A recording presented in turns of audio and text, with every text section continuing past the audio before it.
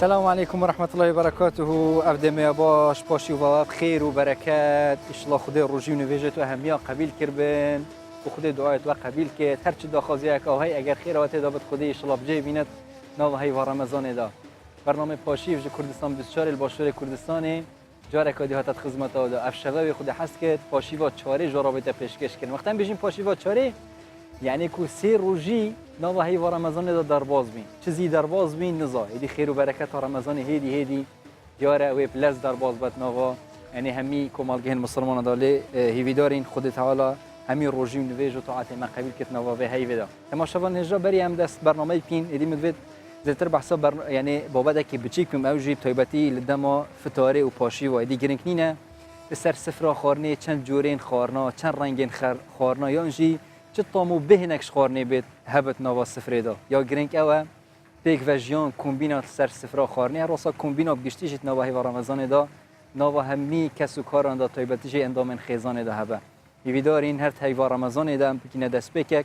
پیک وجیان که زیاده تر نوا خشکو برای ایدی پسمام و دوتمام و خز یعنی بگشتی هبه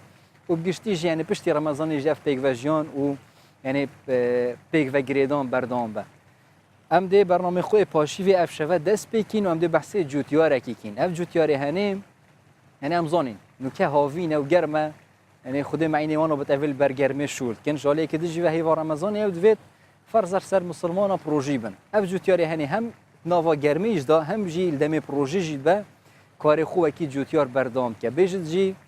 نه برس نه جی تهنی نه جی واسطان مش کار منی جوتیاری دیرنا که جالیه کدن جی و نابن ریگر کو پروژه به یعنی وان کارین هنی پیک ود که جالیه کدن جی و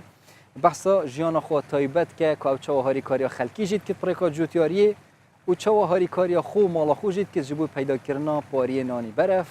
وی جوتیاری هنی و هیوید کین هم همی جوی کی جوتیاری بین هم نوا گرمی دا کارن خوشی کین و روزین خوشی بردام کین و برنامه پاشیف بردام و این جید گلمت بردام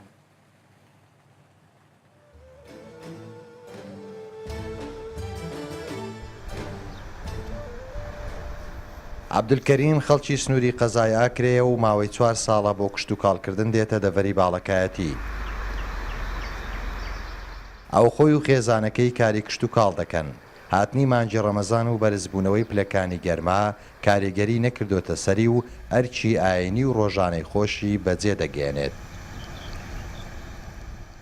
خەڵکی بادینانین هاتووینە بۆ ئازادی لێرە شینایی دەکەین ئێستا ڕەمەزانە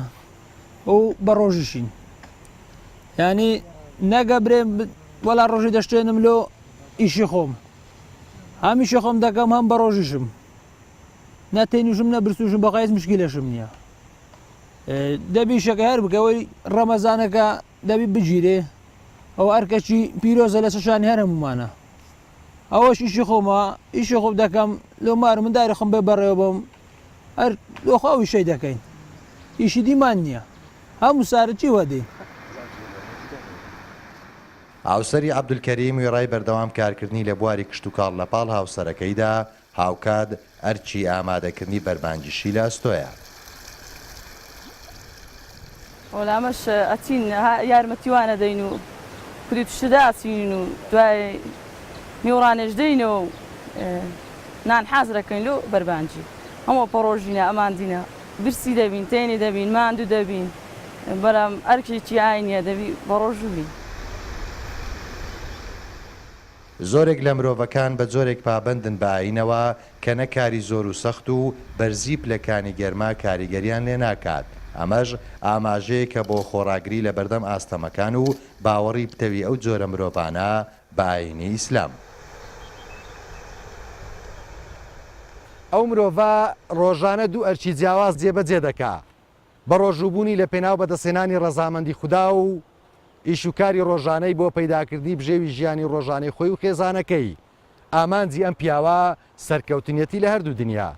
تەیفۆر محەممەد کوردستان 24 دەڤەری باڵەکایەتی.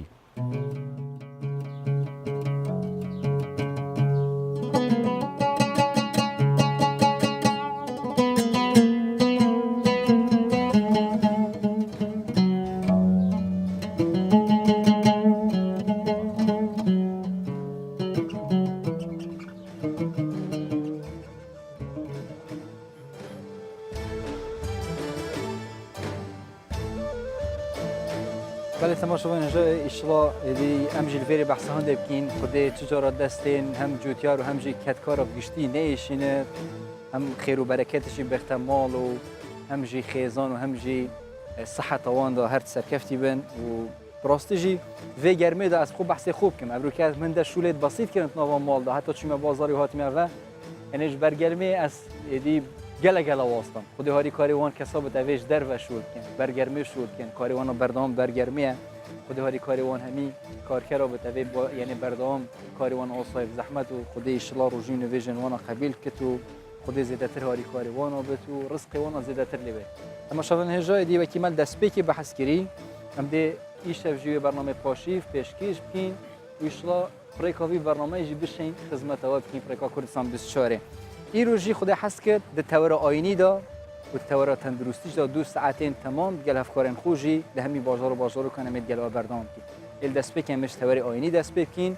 و گرینگ ترین بابا جی ایرو ما جبوی و هل بجارتی خیر و قنجی و چاکت نوهای و رمضان دا و که فرصتک ایدم خیرین خو زیادت بین تا وهای و رمضان دا طیبتی جی بابت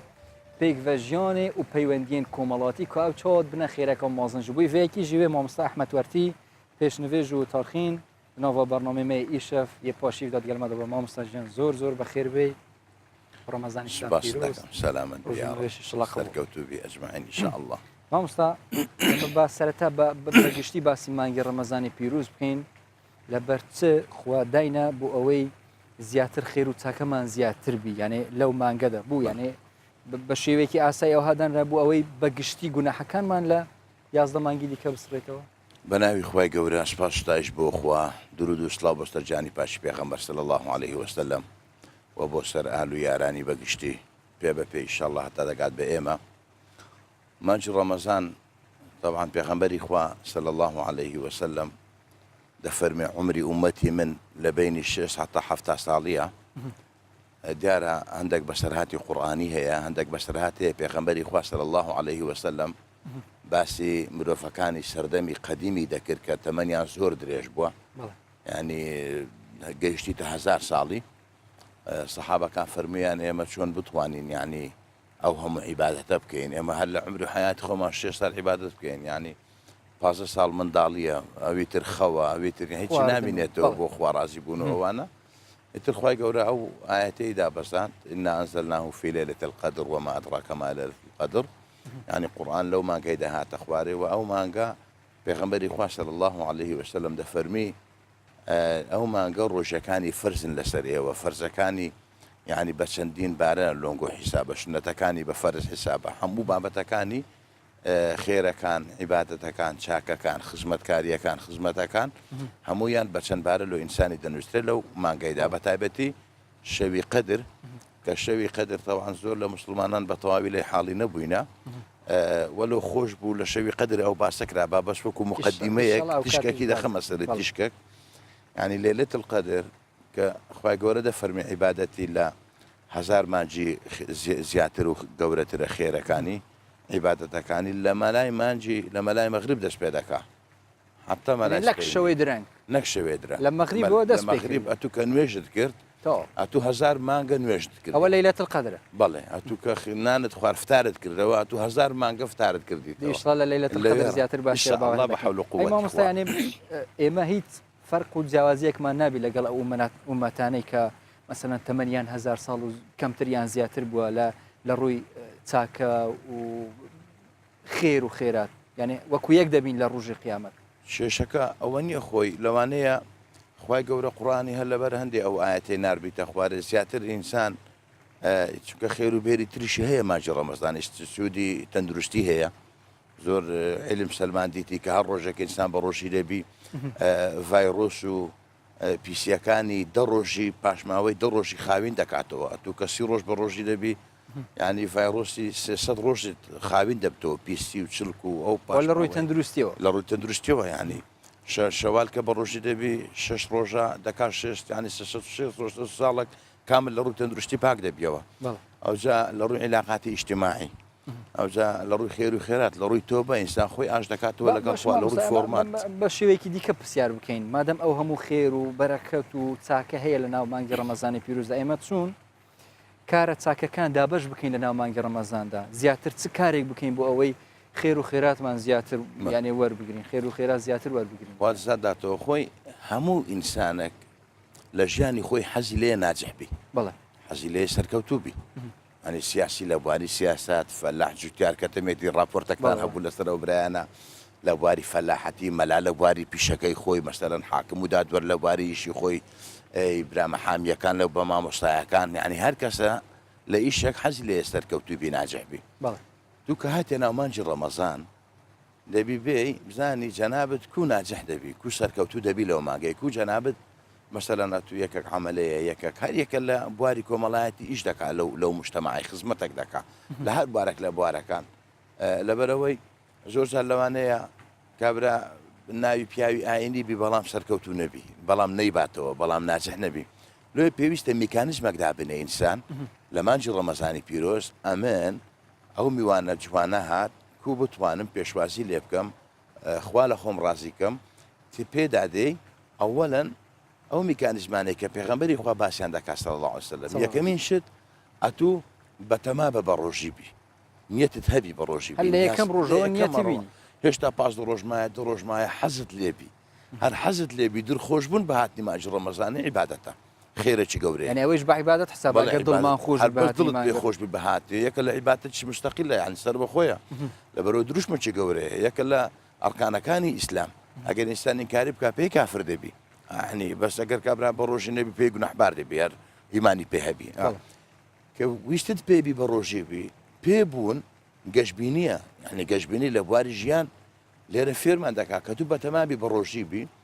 لە هەر ئیشێکی دیکە بڕۆی بە گەشتبینی تەماشای ژیان کە ڕووداوەکە دێتە پێش وەسعی نالەبارت دێتە پێش ناخۆشە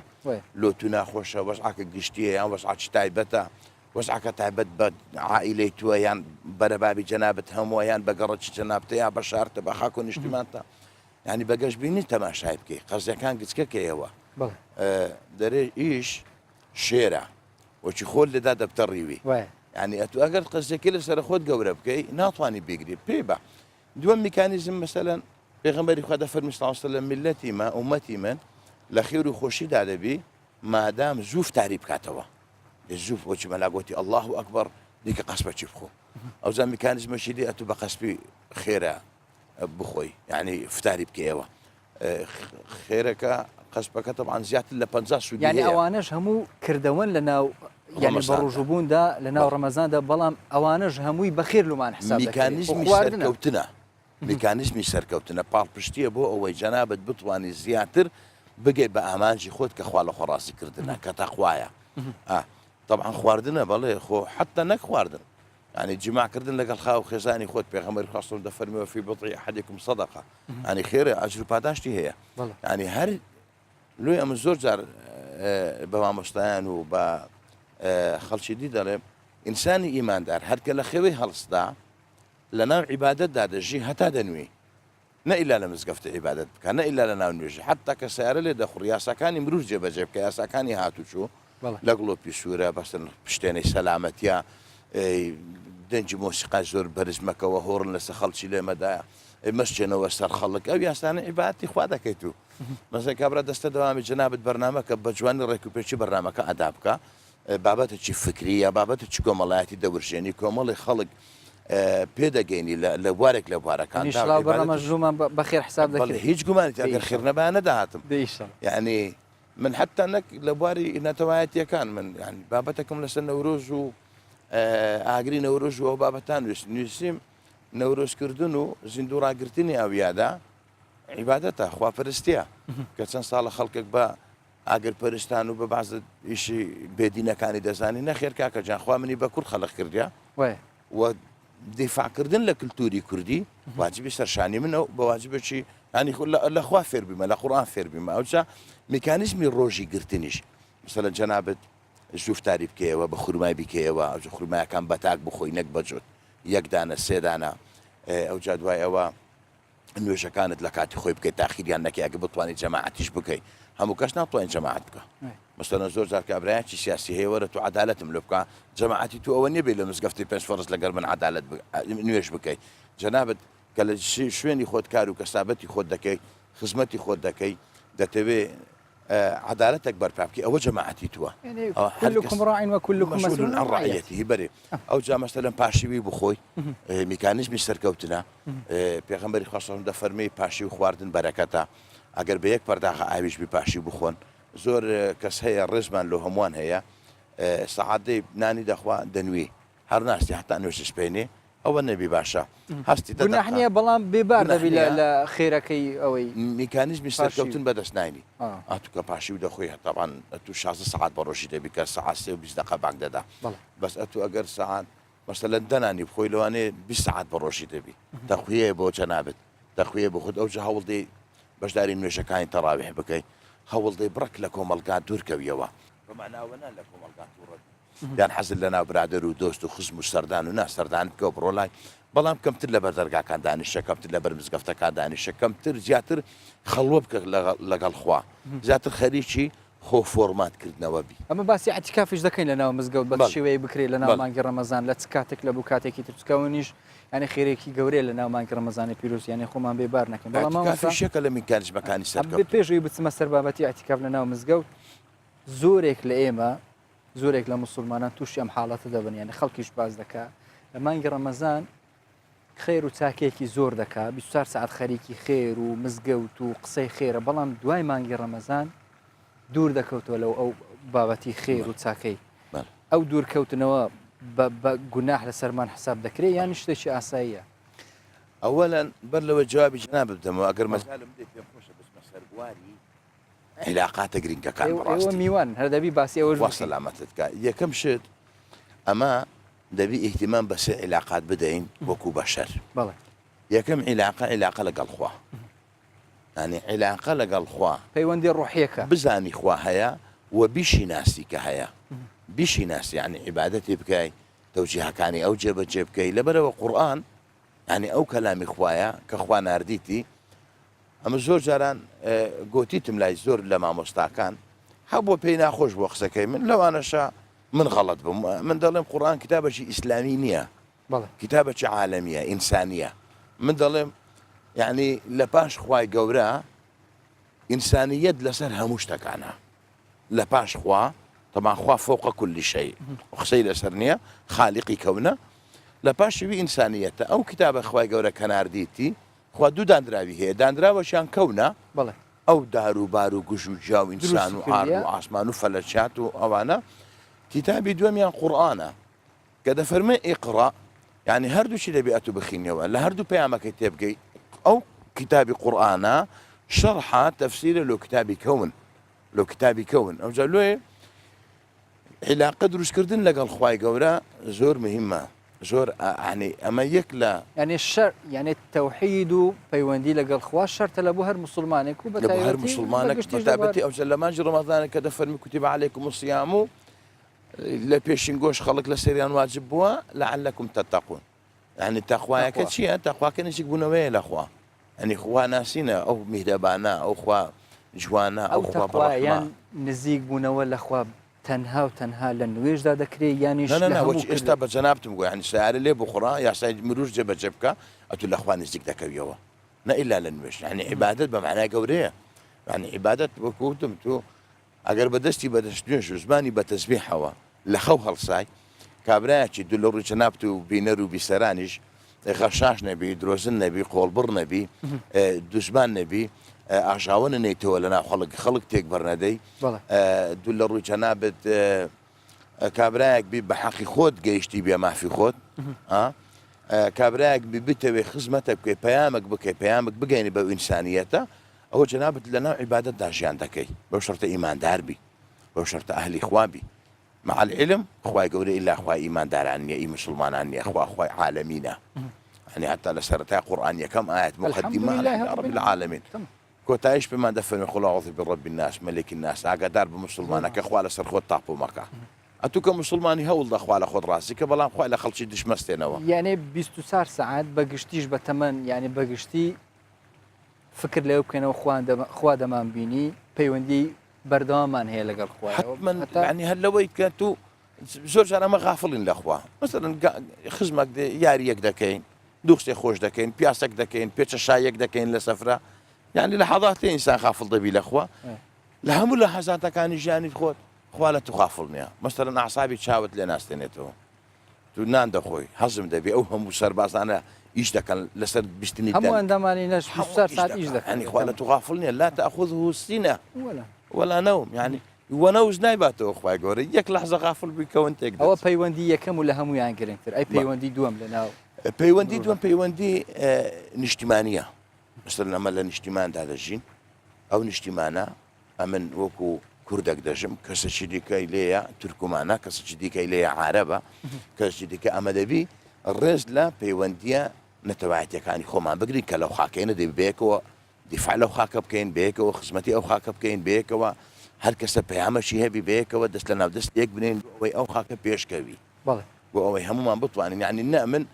تورکمانەکەی بستڕمەوە نە تورکمانەکە هەوڵدا من وجعلناكم شعوبا وقبائل لتعارفوا اليرا لتعارفوا إن أكرمكم عند الله أتقاكم بيك أو تقوايا أو كسنيا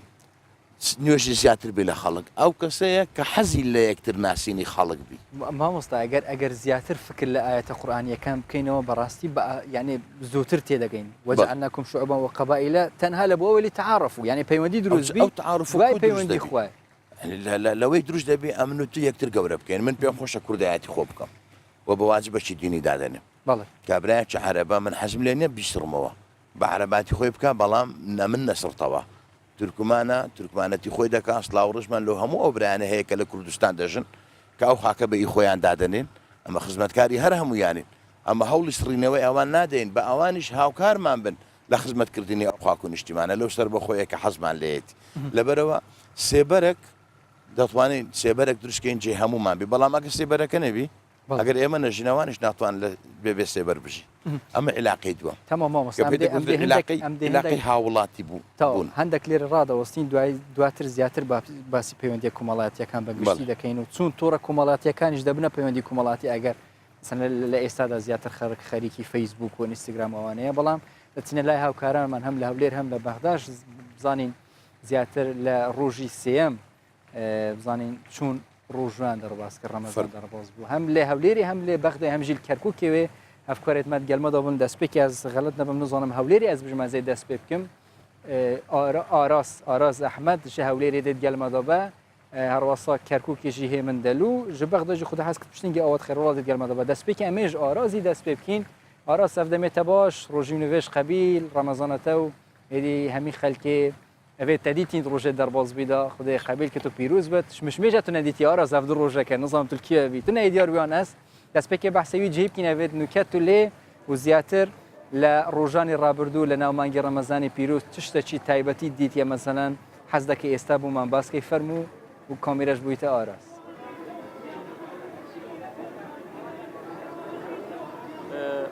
ژبا وڵا شتە تایبەتەکە ئەوێ ینی ئێستا زیچی سعاتێک و نیوی دوای نیوەشەوە ئەگەر ڕەمەزان نەبێ ئێستا خەڵک زۆربەی زۆری خەوتووە بەڵام لەبەرەوە ڕەمەزانە خەڵک دیارە زیاتر بە شەوان لە دەرەوێ بە ڕۆژ زیاتر لە ماڵەوە بەسەر دەبە ئەوە جیاوازەکێت تاوەکو ئێستا دوکانەکان بە تایبەت ئەم بازارە بازاری ئیسکان لەبەرەوەی لە 15 ڕۆژی یەکەم لە شاری هەولێر تەنها بازاری ئیسکان و بازاری تەعجیل تا بەرەبەیان کراوە دەبن دوای پازەی ڕەمەزانەوە ئیتر بازارەکانی تکە دەکرێنەوە ئێستا من دەمێ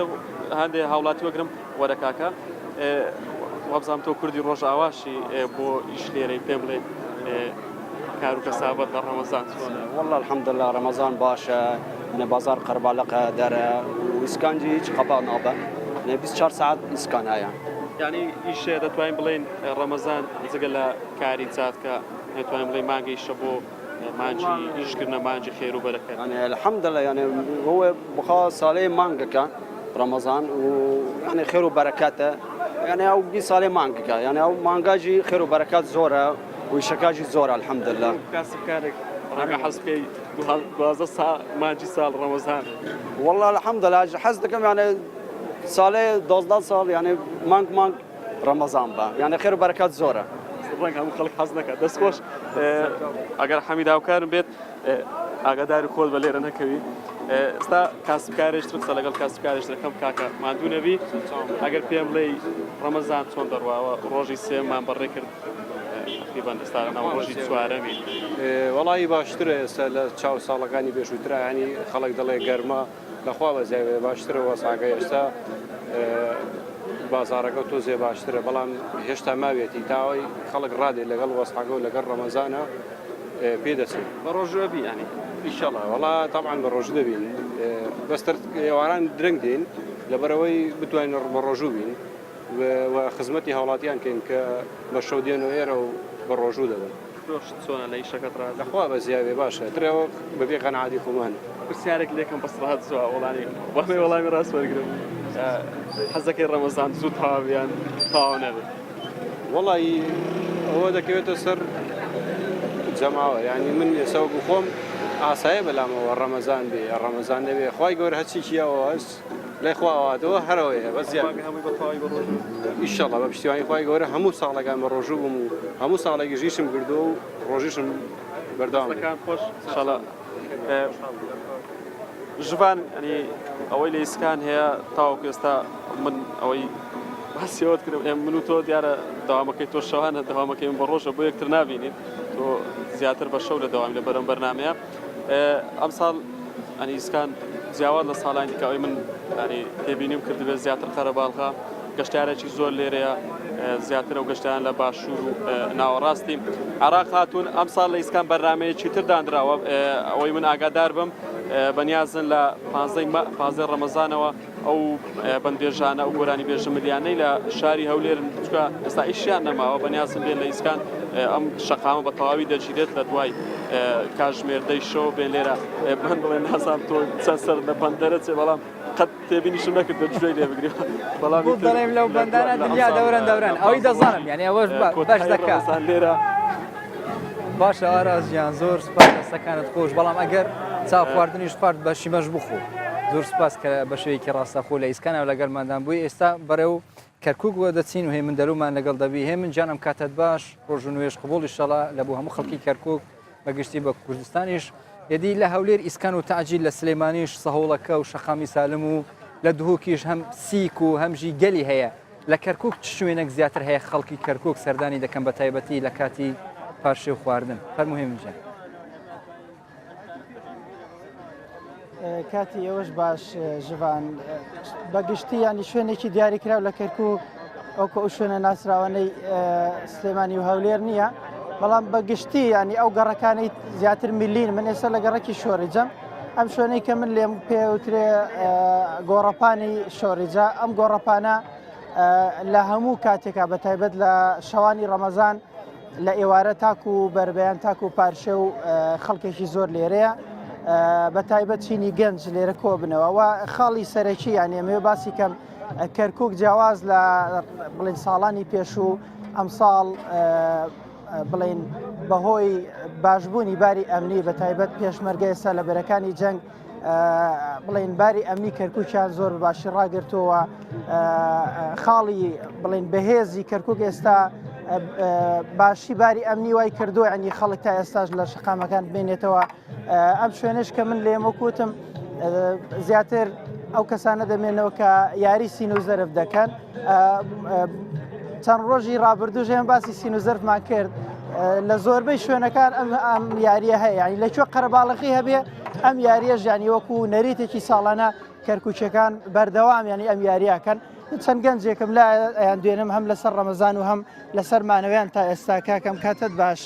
باش بەخێر بێسەر چاوەکە تا ئێستا ماویتەوە ئەی نەچیتەوە ماڵ وەڵایی بە خێراتنی کەناڵەکەتانەکەم بەخێر بن بۆ بە سەرکردنەوەی شاری کەرکووک بەڕاستی ئێمە بە خۆشحاڵیەوە دێنە دەرەوە بە هینێکی جەوێکی سافەوە لەبەرەوەی کە هەست بە ئارامێکی زۆر دەکەن بەهۆی پێشمەرگە و جەنابی ئەوەی کە وەزعەکان تاوا سەقامگیر کردووە ئەم ڕەمەزانە جیاوازیەکە بین لەگەڵ ڕەمەزانەکانی تر و تا چەند ئەنی کەشوهەوا گەرمە ڕۆژتان ڕۆژوگرتن ئاسان ئێستایان باڵێ بەراورد بە ڕەمەزانەکانی پێشوو هەست بە ئارامێکی زۆر دەکەین بەهۆی ئەوەی کە جەوەکەی لە جەوی ڕەمەزانەکانی پێشوو باشترەکە لەبەرەوەی کە ڕەمەزانانی پێشوو زۆر گەرم بوو ئەکەوتە کاتی گەرمایی هاوینەوە بەڵام ئێستاکەی دەکەوێتە مانگی 5 و 4ەوە تریشە هەست بە جەوێکی خۆشەکەین گەرمایی زۆر ناکات بەڵێ ژوان هاوکارم ینی ئەو پرسیاری لێم کرد لە هەولێر و سلێمانی بوون لە هەولێر شەقامی ئیسکان لە سلێمانی سەهۆڵەکە ئەنی کۆمەڵە شوێن هەیە دیاری کراون شەوان قەرەباڵغن ئێوە زیاتر شەوان بۆ چۆچن هەر ئێرەتان هەیە یان شوێنی تر ئێمە زیاتر منطقەی شۆرجە ئەم چاخانی مامەجیدە زۆر بەناوبانگە ئەم گۆڕەپانەی مامەڕیشە زۆر بەناوبانگە ئیتر گەنجانی ئەم گەڕەکە زۆرینەی کۆ بنەوە بەمناوە ئیتر هەمووی برادر و دۆست و ئەحبابە هەمووی دوکاندارەکانن بەوەی نزیکە لە بازاڕەوە ئیتر دێنە ئێرە کۆ بینەوە بە یاریکردن و ئەم شتانە سەرچاو سپاس ژوان ئەگەر کات هەبێ یەک کەسی ترە دوێنم ئەو چایچیە ئەڵێن چایەکەی زۆر بەناوبانگە ئێستا باسییان کردن دەچمە لای بزانین ئێستا هەنی گۆرانیشی کاکەم کاتت باش چۆنی کاکە زۆر باسی چایەکە دەکەن چایەکە دەڵێن زۆر بەناوبانگە ئەوە دێ حیاتە ئەوە دێ حیات سرم عابکە وڵە ناتوانێت نە قسە بکات ژوان ئەگەر کات هەبێ یەک کەسی تر ئەم کاتت باش چۆنە تا ئێستا لێری ماویتەوە وڵی تر بە بۆنە یاریەکە و یاریەکی زۆر خۆش بوو هەر ئەوەیە ماینەتەوە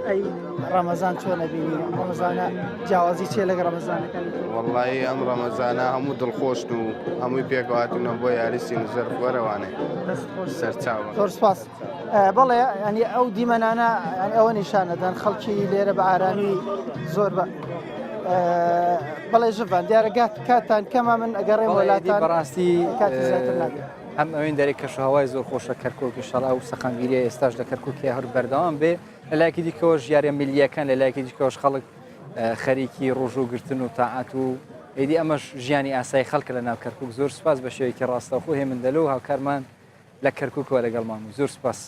بەری تەماشاوێنجا دیە ژیان ئاسایی خەلکیت نەوە کوردستانی هێنی بدارینژی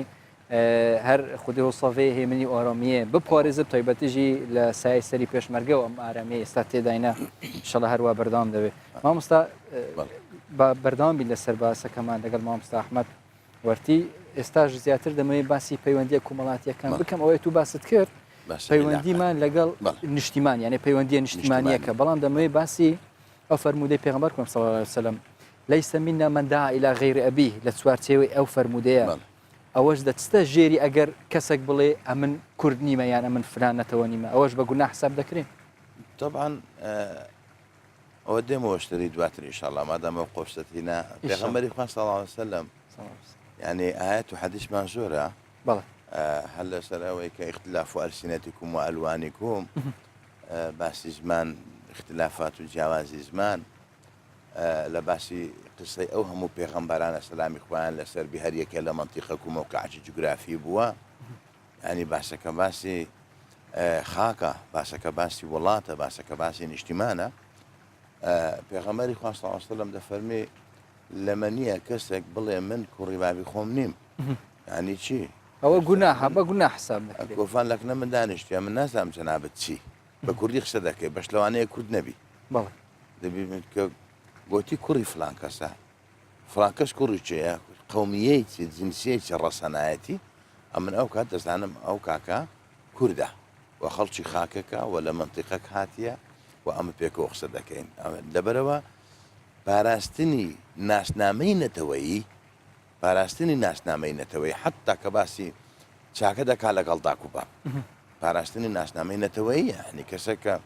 چاکبی لەگەڵ داک و بابی خۆی یعنی غەڵەت لێم تێنەگەن مامۆستایان و بینەران و بیسەرانی خۆشەویست یعنی هۆی دروستبوونی ئینسان لە پاشخوای گەورە داک و بابە یعنی زۆر مامۆستا دەرێن خوای دووەمە نەعوذ بالله نە بەمانە تەعەبود و تەعزیم و ئەوانە یعنی بەمانە سەبەبی خەڵقی ئینسانن يعني كباسي أوهم وخزمتها يعني شي يعني دانبرين لنشتمان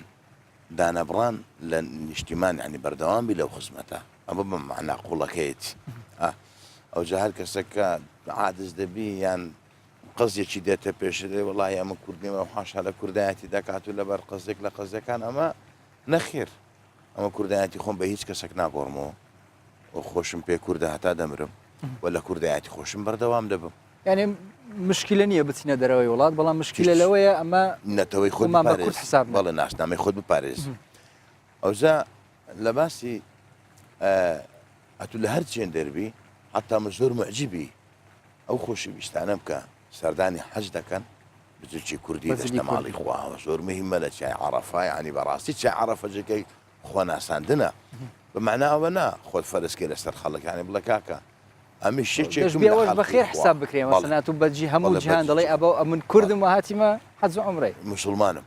بەڵێ منیش دەڵم لا ئیلاهە ئیلا الله منیش نوێژگەرم منیش وەگوتی کابرا چوو بە بەغدایە کابرای کورد لە خۆشی دەجێڕبەوە وتی هاتەوە وتیانەری بەغدا کو بوو گوتی وەڵی هەموو شتیان بە عەرەبی بووی لا نوێژ نەبی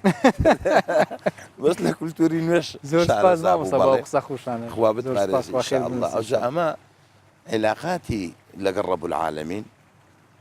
ئەوە یەک ئەوی دی علاقاتی نەتەوایەتی کە باسم کرد علاقەی سێم لە هەر جێیەک بی لە ئەنحای عالەم دەبی جەنابەت حسابی ئینسانیەتی ئینسانەکان بکەین كابرا بريطانيا لا فرق بين عربيين ولا أعجميين إلا بالتقوى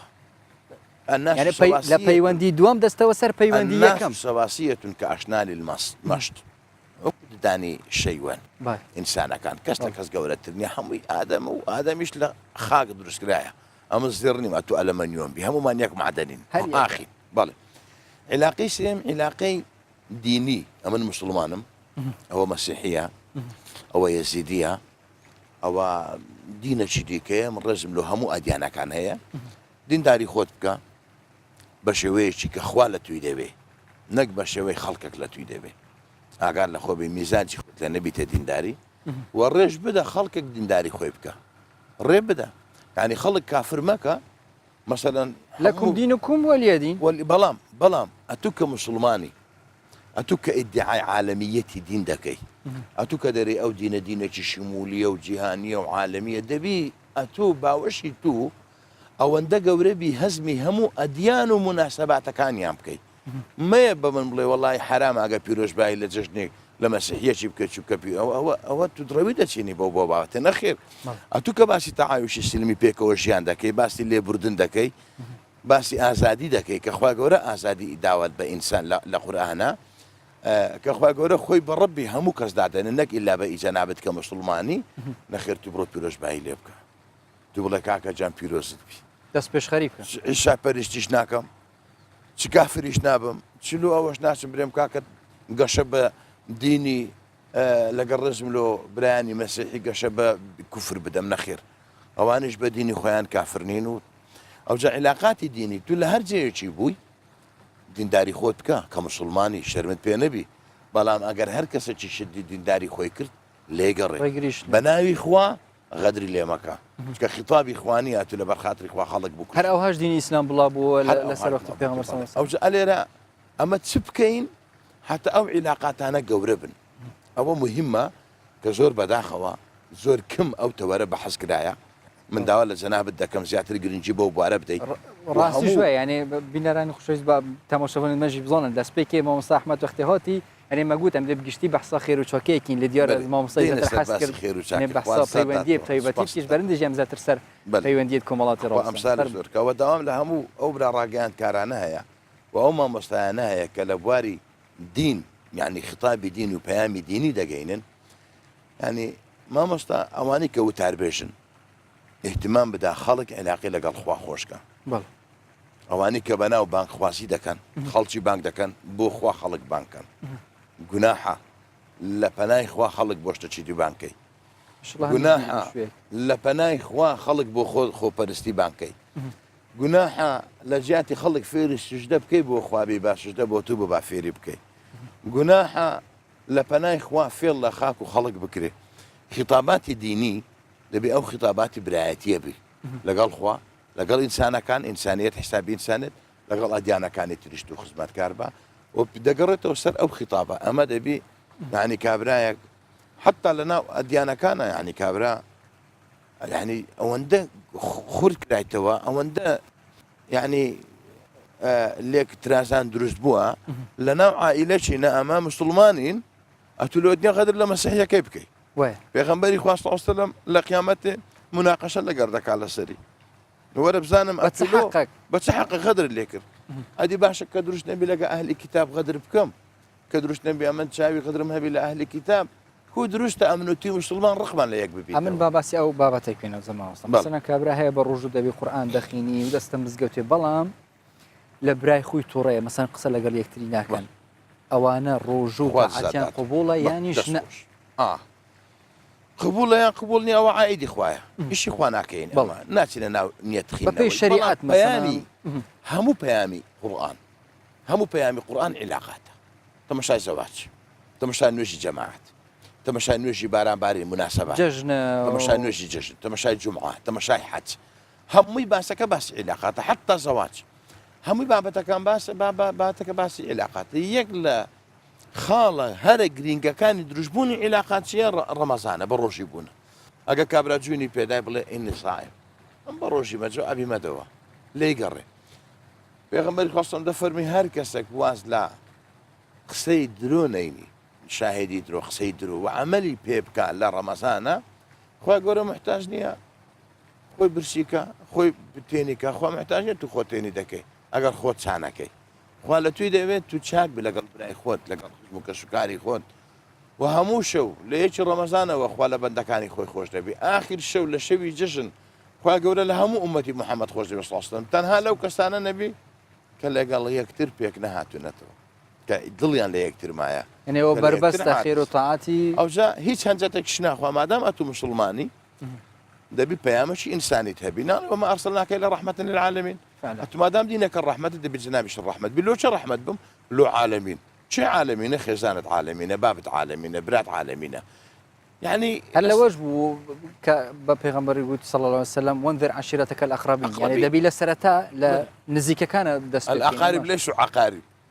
زور راسته يعني انا دو بشني نخير دو بشكني ولا عرب عند اخصائي ناخوش من بعض اخصائي لسه نخير اتورا عالمين لخوته ودش بيبكى لخزانه لماله ودش بيبكى عالمين يبكى كخواي غور باسي دكا او جاب رودري او جا كولانو درو درابس جيران يعني لسر عاردك تربوا لسه سيارك تربوا لسه معملك لسه اشتك يعني الدنيا وجيان بشي اونا كام بخوشي اللي بجين لو بنا خوشي اللي بجين لبرتي او جا يقل هدفان او تقوايا اويا كما هنا ما باك بيتو برامبر بيك هنا ما خايم مستبو اوي زياتر دور بينه مثلا لو جناحاني مثلا روجانا تيدكين مثلا بون مونه بياوكي لنا رمضان اذا تور دبي لسرنا خواردني مثلا باشي يعني شفتار ڕاست دەنگی بەرز دەکاتەوە لەسەر خێزانی چون بتوانین ئاگامان لە خومان بی لەسەر ئەو بابەتانە ئاگامان لە خومان بی ئەوانە گوناحی زۆر گەورن مادەم پەیوەندی بە عیلاقەت وەڵاو جا ژنیش هەیە دەنگی بەرز دەکاتەوە لەسەر مێردی پیاویش هەیە و سایەخێ ناو سیارەی دەڕواتن سایەقەک بە لاساری سیارەکە لێ دەخوڕی هاوار دەکات لەسەر ئینشەڵا نەمینێ ئینشەڵا خوای گەورە هاوکاری هەموو لە زیاتر باسی پیاوانم کرد داوای لێ بردن نەکەم بەگشتیانێ بە دوای توش نەبین خۆی ئەمە پەیامەکەمان ئینسانیە وای بیر لە خۆی بکاتەوە کە زمانی بە ڕۆژی بلۆ بە ڕۆژی بووی لەبەرەوە خوای گەورە لێم ڕازی بی دوای المسلم و مەستەلم المسلمون من لسانه ويده مسلمان دەبی مسلمانەکان لە دەست زمانی سەلامت مسلمانەکان چێ خێزانتە ئەوجا خوای گەورە باز دەکات دەنگتان بەرز مەکەنەوە هاوار مەکەن بە زمانی قسە بکەن ڕووتان گەریش لا تصعد خدك للناس يعني لەگەر چێتی ناش چێ ناش خێزانمە مامۆستا پرۆستیژی ئەف بۆبەتە گەلە گرنگە و قسەکانیشت بەڕاستی زۆر خێرت بنووسی بەڵام ئێستا هەندێک دەچینە لای هەیە کارنمان چکەوانیش زۆر لە مێژە ڕاستینە بۆەوەی ئەوانی زیاتر کارەکان بەێ تەماشا نێژە بەڕەمەی پاشیف بەردەوامە لێ پرۆستیژیان مژیلی ئاخفتنی بین و مامۆستاژی ئاخفتنی گەلە شیرین گوتن دەربارەی ئیسلامیدا مێ بەرەف کازی خەلەت نەبن بەرەف بەغدای بە بچینی ئەوەت خێرڵۆت گەلمەدا بە پشێوەیەکی ڕاستەوخۆ ئەم زیاتر بەحسا ئیدی ڕەوشە ناوە بەغدایدا پرۆستیژی خراپ بە زیاتر ڕەوشاولەهی ژالیەکردن داخەزا لێ بووین کە پرۆستیمە بەغدانەکەینە پشتینگە بەغدامی وەرگرین ئەسپێکی دیاربەکر و حەسەن کوسەن گەلمەدەبە لە سلێمانی وە شوێ منیر سەلیم گەلمەدەبە ژ سۆرانژی وێ تەیفۆر محەممەد گەلمەدەبە دەستپێکی ئەم دێ ژ دیاربەکرێ دەست پێ بکەین حەسەن کوسەن ئەف دەمێتە باش زیاتر ئەم بەحسا ڕەوشە ئیر و یا ناوە دیاربەکرێدا بکەین و دیژی تە بەحسی هەم نانیژی کرد ڕاستی وتبحثي خارنك ديجي خوش كر ام دافزانين كابروكات الكيج نافشا ديار بكري وكشو هواي الدفتات ناف ديار بكري دا شويه فرمو حسن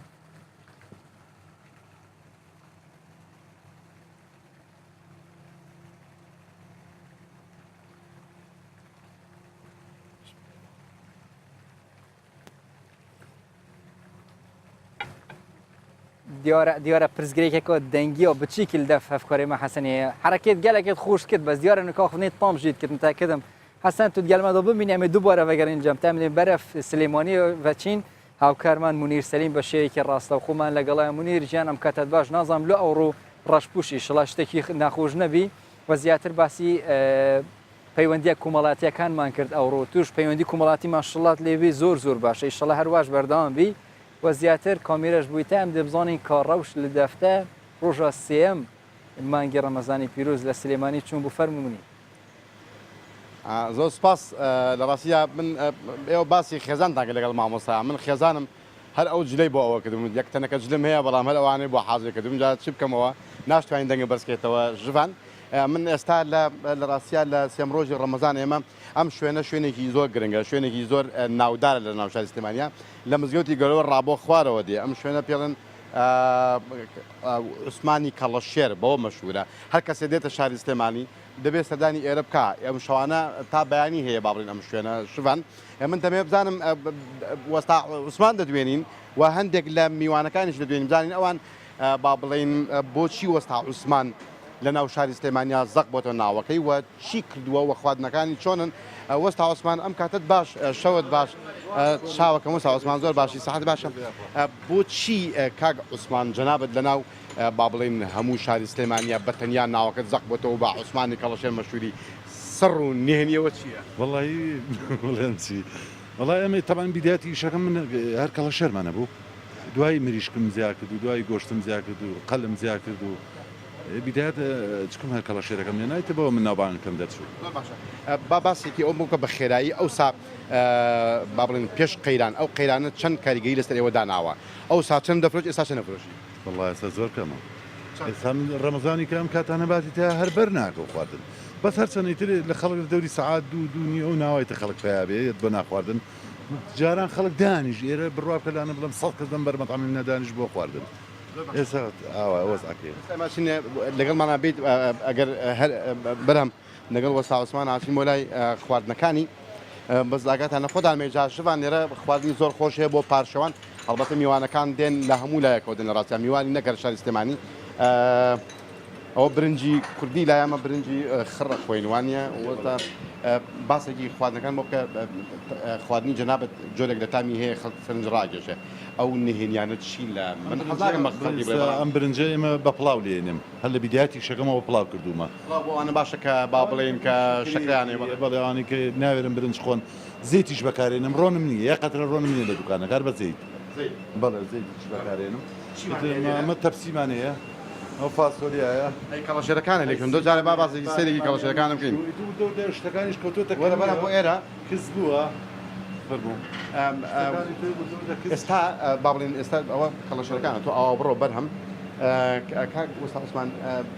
زۆر باشە وەستا عوسمان باسێکم بۆ بکە نرخی ئەو ساباڵ لە گرانە ینی ئێستا پێش ڕەمەزان و دوای ڕەمەزان یعنی لە ڕەمەزان وە بەداخەوە ینی خەڵک شتەکانی گرانەکە بەڵام جەنابەت چۆنە سارم دەستکاری نەکردووە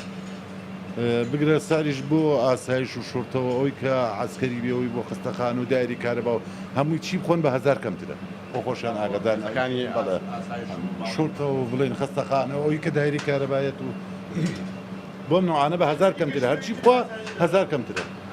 ئەوی کە جلی عسکەری لە بەرابێ بزانین کە لە ئاستا ناکرێت بە هەموو کەس بڵێ یادی هەوێک و زانم عسکەری پێشمەرگی ناکرێت بەدەوی هاتوێتە بەرزەمی هەڵوێستێکی جوان ئێوە لە کەیەکۆ بۆ کەی بەردەوام بن وەستا لە 5 ئێوارەوە نانم حاضرە تا 4 و 5 بەیانی زۆر باشە زۆرتر ئەو کاتانی کە با بڵێن ئەو کاتانی کە غەیری ڕەمەزانە چێ دێ بۆ لادیانی ئەو کەسانی چێن وەڵا خەڵک زۆریە بۆ لام خێزان بەڵێ ساقاتی سەرۆم شوێنی عایلەیە جاران نەمبوو سەر مەتەمەکەی خۆم شوێنی عایلەیەوەی جاران لە دەرەوە نانیان نەخوات بەدە سەر جیام کردوتۆ لەسەر ئێمە زۆر باشە شوان من ئەگەر یەک مەجالێکی کەمم بنێ چمە لای هاوڵاتیەک یا بچین لای هاوڵاتێک بزانم ئەو هاوڵاتیانە کە دێنە ئێرە نان دەخۆن یعنی بۆچی دێنە ئێرە چیوانە دەکان بێنە ئێرە زۆر باش ئەم کاتتان زۆر باش ئەم کاتت باش ببوورە بە قوربانت بم دانیشە چی وا لە تۆ ئەکابێ بۆ ئێرە بۆ عوسمانی کەڵەش وڵای وامان لێگا خواردنیش خۆشخۆین و بەبوونی ڕەمەزانەوە زۆر باشە تۆ بەوە تێرە خۆیان برسید نابێ بەرەوەڵا زیاتریش حەزەکەم بیخۆم و هەموو کاتی حەزم لێتی عافێتان مێکەڵە شێریشتان دەستا خۆش بێت دەستا خۆش بێ زۆر سپاس بۆ کەناڵەکەتان سپاس دەکەم داوا لێ بنەکەم وەڵاجا من دەگەڕێمەوە لاتان لەبەر کەمی کاتەکە لە ڕاستیا شوان لێرە بۆ بەرامی ئەوە ئەکات اینجا لێرە تازە بووە بە لەوە دەرچووە با بڵین تۆ بتەوێ ڕکلامێ بکە یا ببێ بە ڕکلام چونکە عوسمانی کەڵەشەر زۆر بۆ بەرامەیەتە لای من هەموو شتەکانی کوردەوارین وەشتێکی زۆر تەندروستیشن بۆ بە بەشێک لە معالمی شاری سلێمانی من لە سەرتا باسم لەوە کرد کە ئەگەر تۆ بێتە سلێمانی ئەبێ سەردانی عوسمانی کەڵەشەر بکەیت زۆر ڕاستە هەم خواردنەکەش بەتامە ئیدی قسە لەسەر ناکرێ لە لایکی دیکەوەژە توش ئەوها بەتام باز دەکەیدی ئەوها لە ئینسان دەکەی دەبێ ئێستا بینە سلێمانی خواردن لە لای عوسمانی کەڵەشێر بخوین زۆر سپاس بە هاوکارمان منیر سەلیم بە شێوەیەکی ڕاستەخۆ لە سلێمانی لەگەڵماندا بووی و باسی ئەوەش بکەم یعنی ئەو جلە ڕەشە زۆر لێدێ هەم جوانیشی ها یعنی قسەم لەسەر هەڵبژاردننی جلەکانیە زۆر سپاس لە سلێمانیەوە بەرە و سۆران و هاوکارمان تەیفور محەممەد لەگەڵمان دەبێ یانیش بگەڕینەوە دیاربەکر چونکە پێشتر بە تەمابووین حەسەن کاک وەرگین حەسەن کوسان حەسەن ئەفدەمێتە باش دەستپێکی ئاخف لێ پرسگرێکە یعنی دەنگیل جەمتە هەبوو نوکە دووبارە ئاخفرین خود دووبارە بکەوە بزانین ئێدی ڕەوشە ڕەمەزانێت ڕۆژە سێم دنەوە دیاربەکرێدا و پاشیوە چارەم چاوە فەرموو حەسەن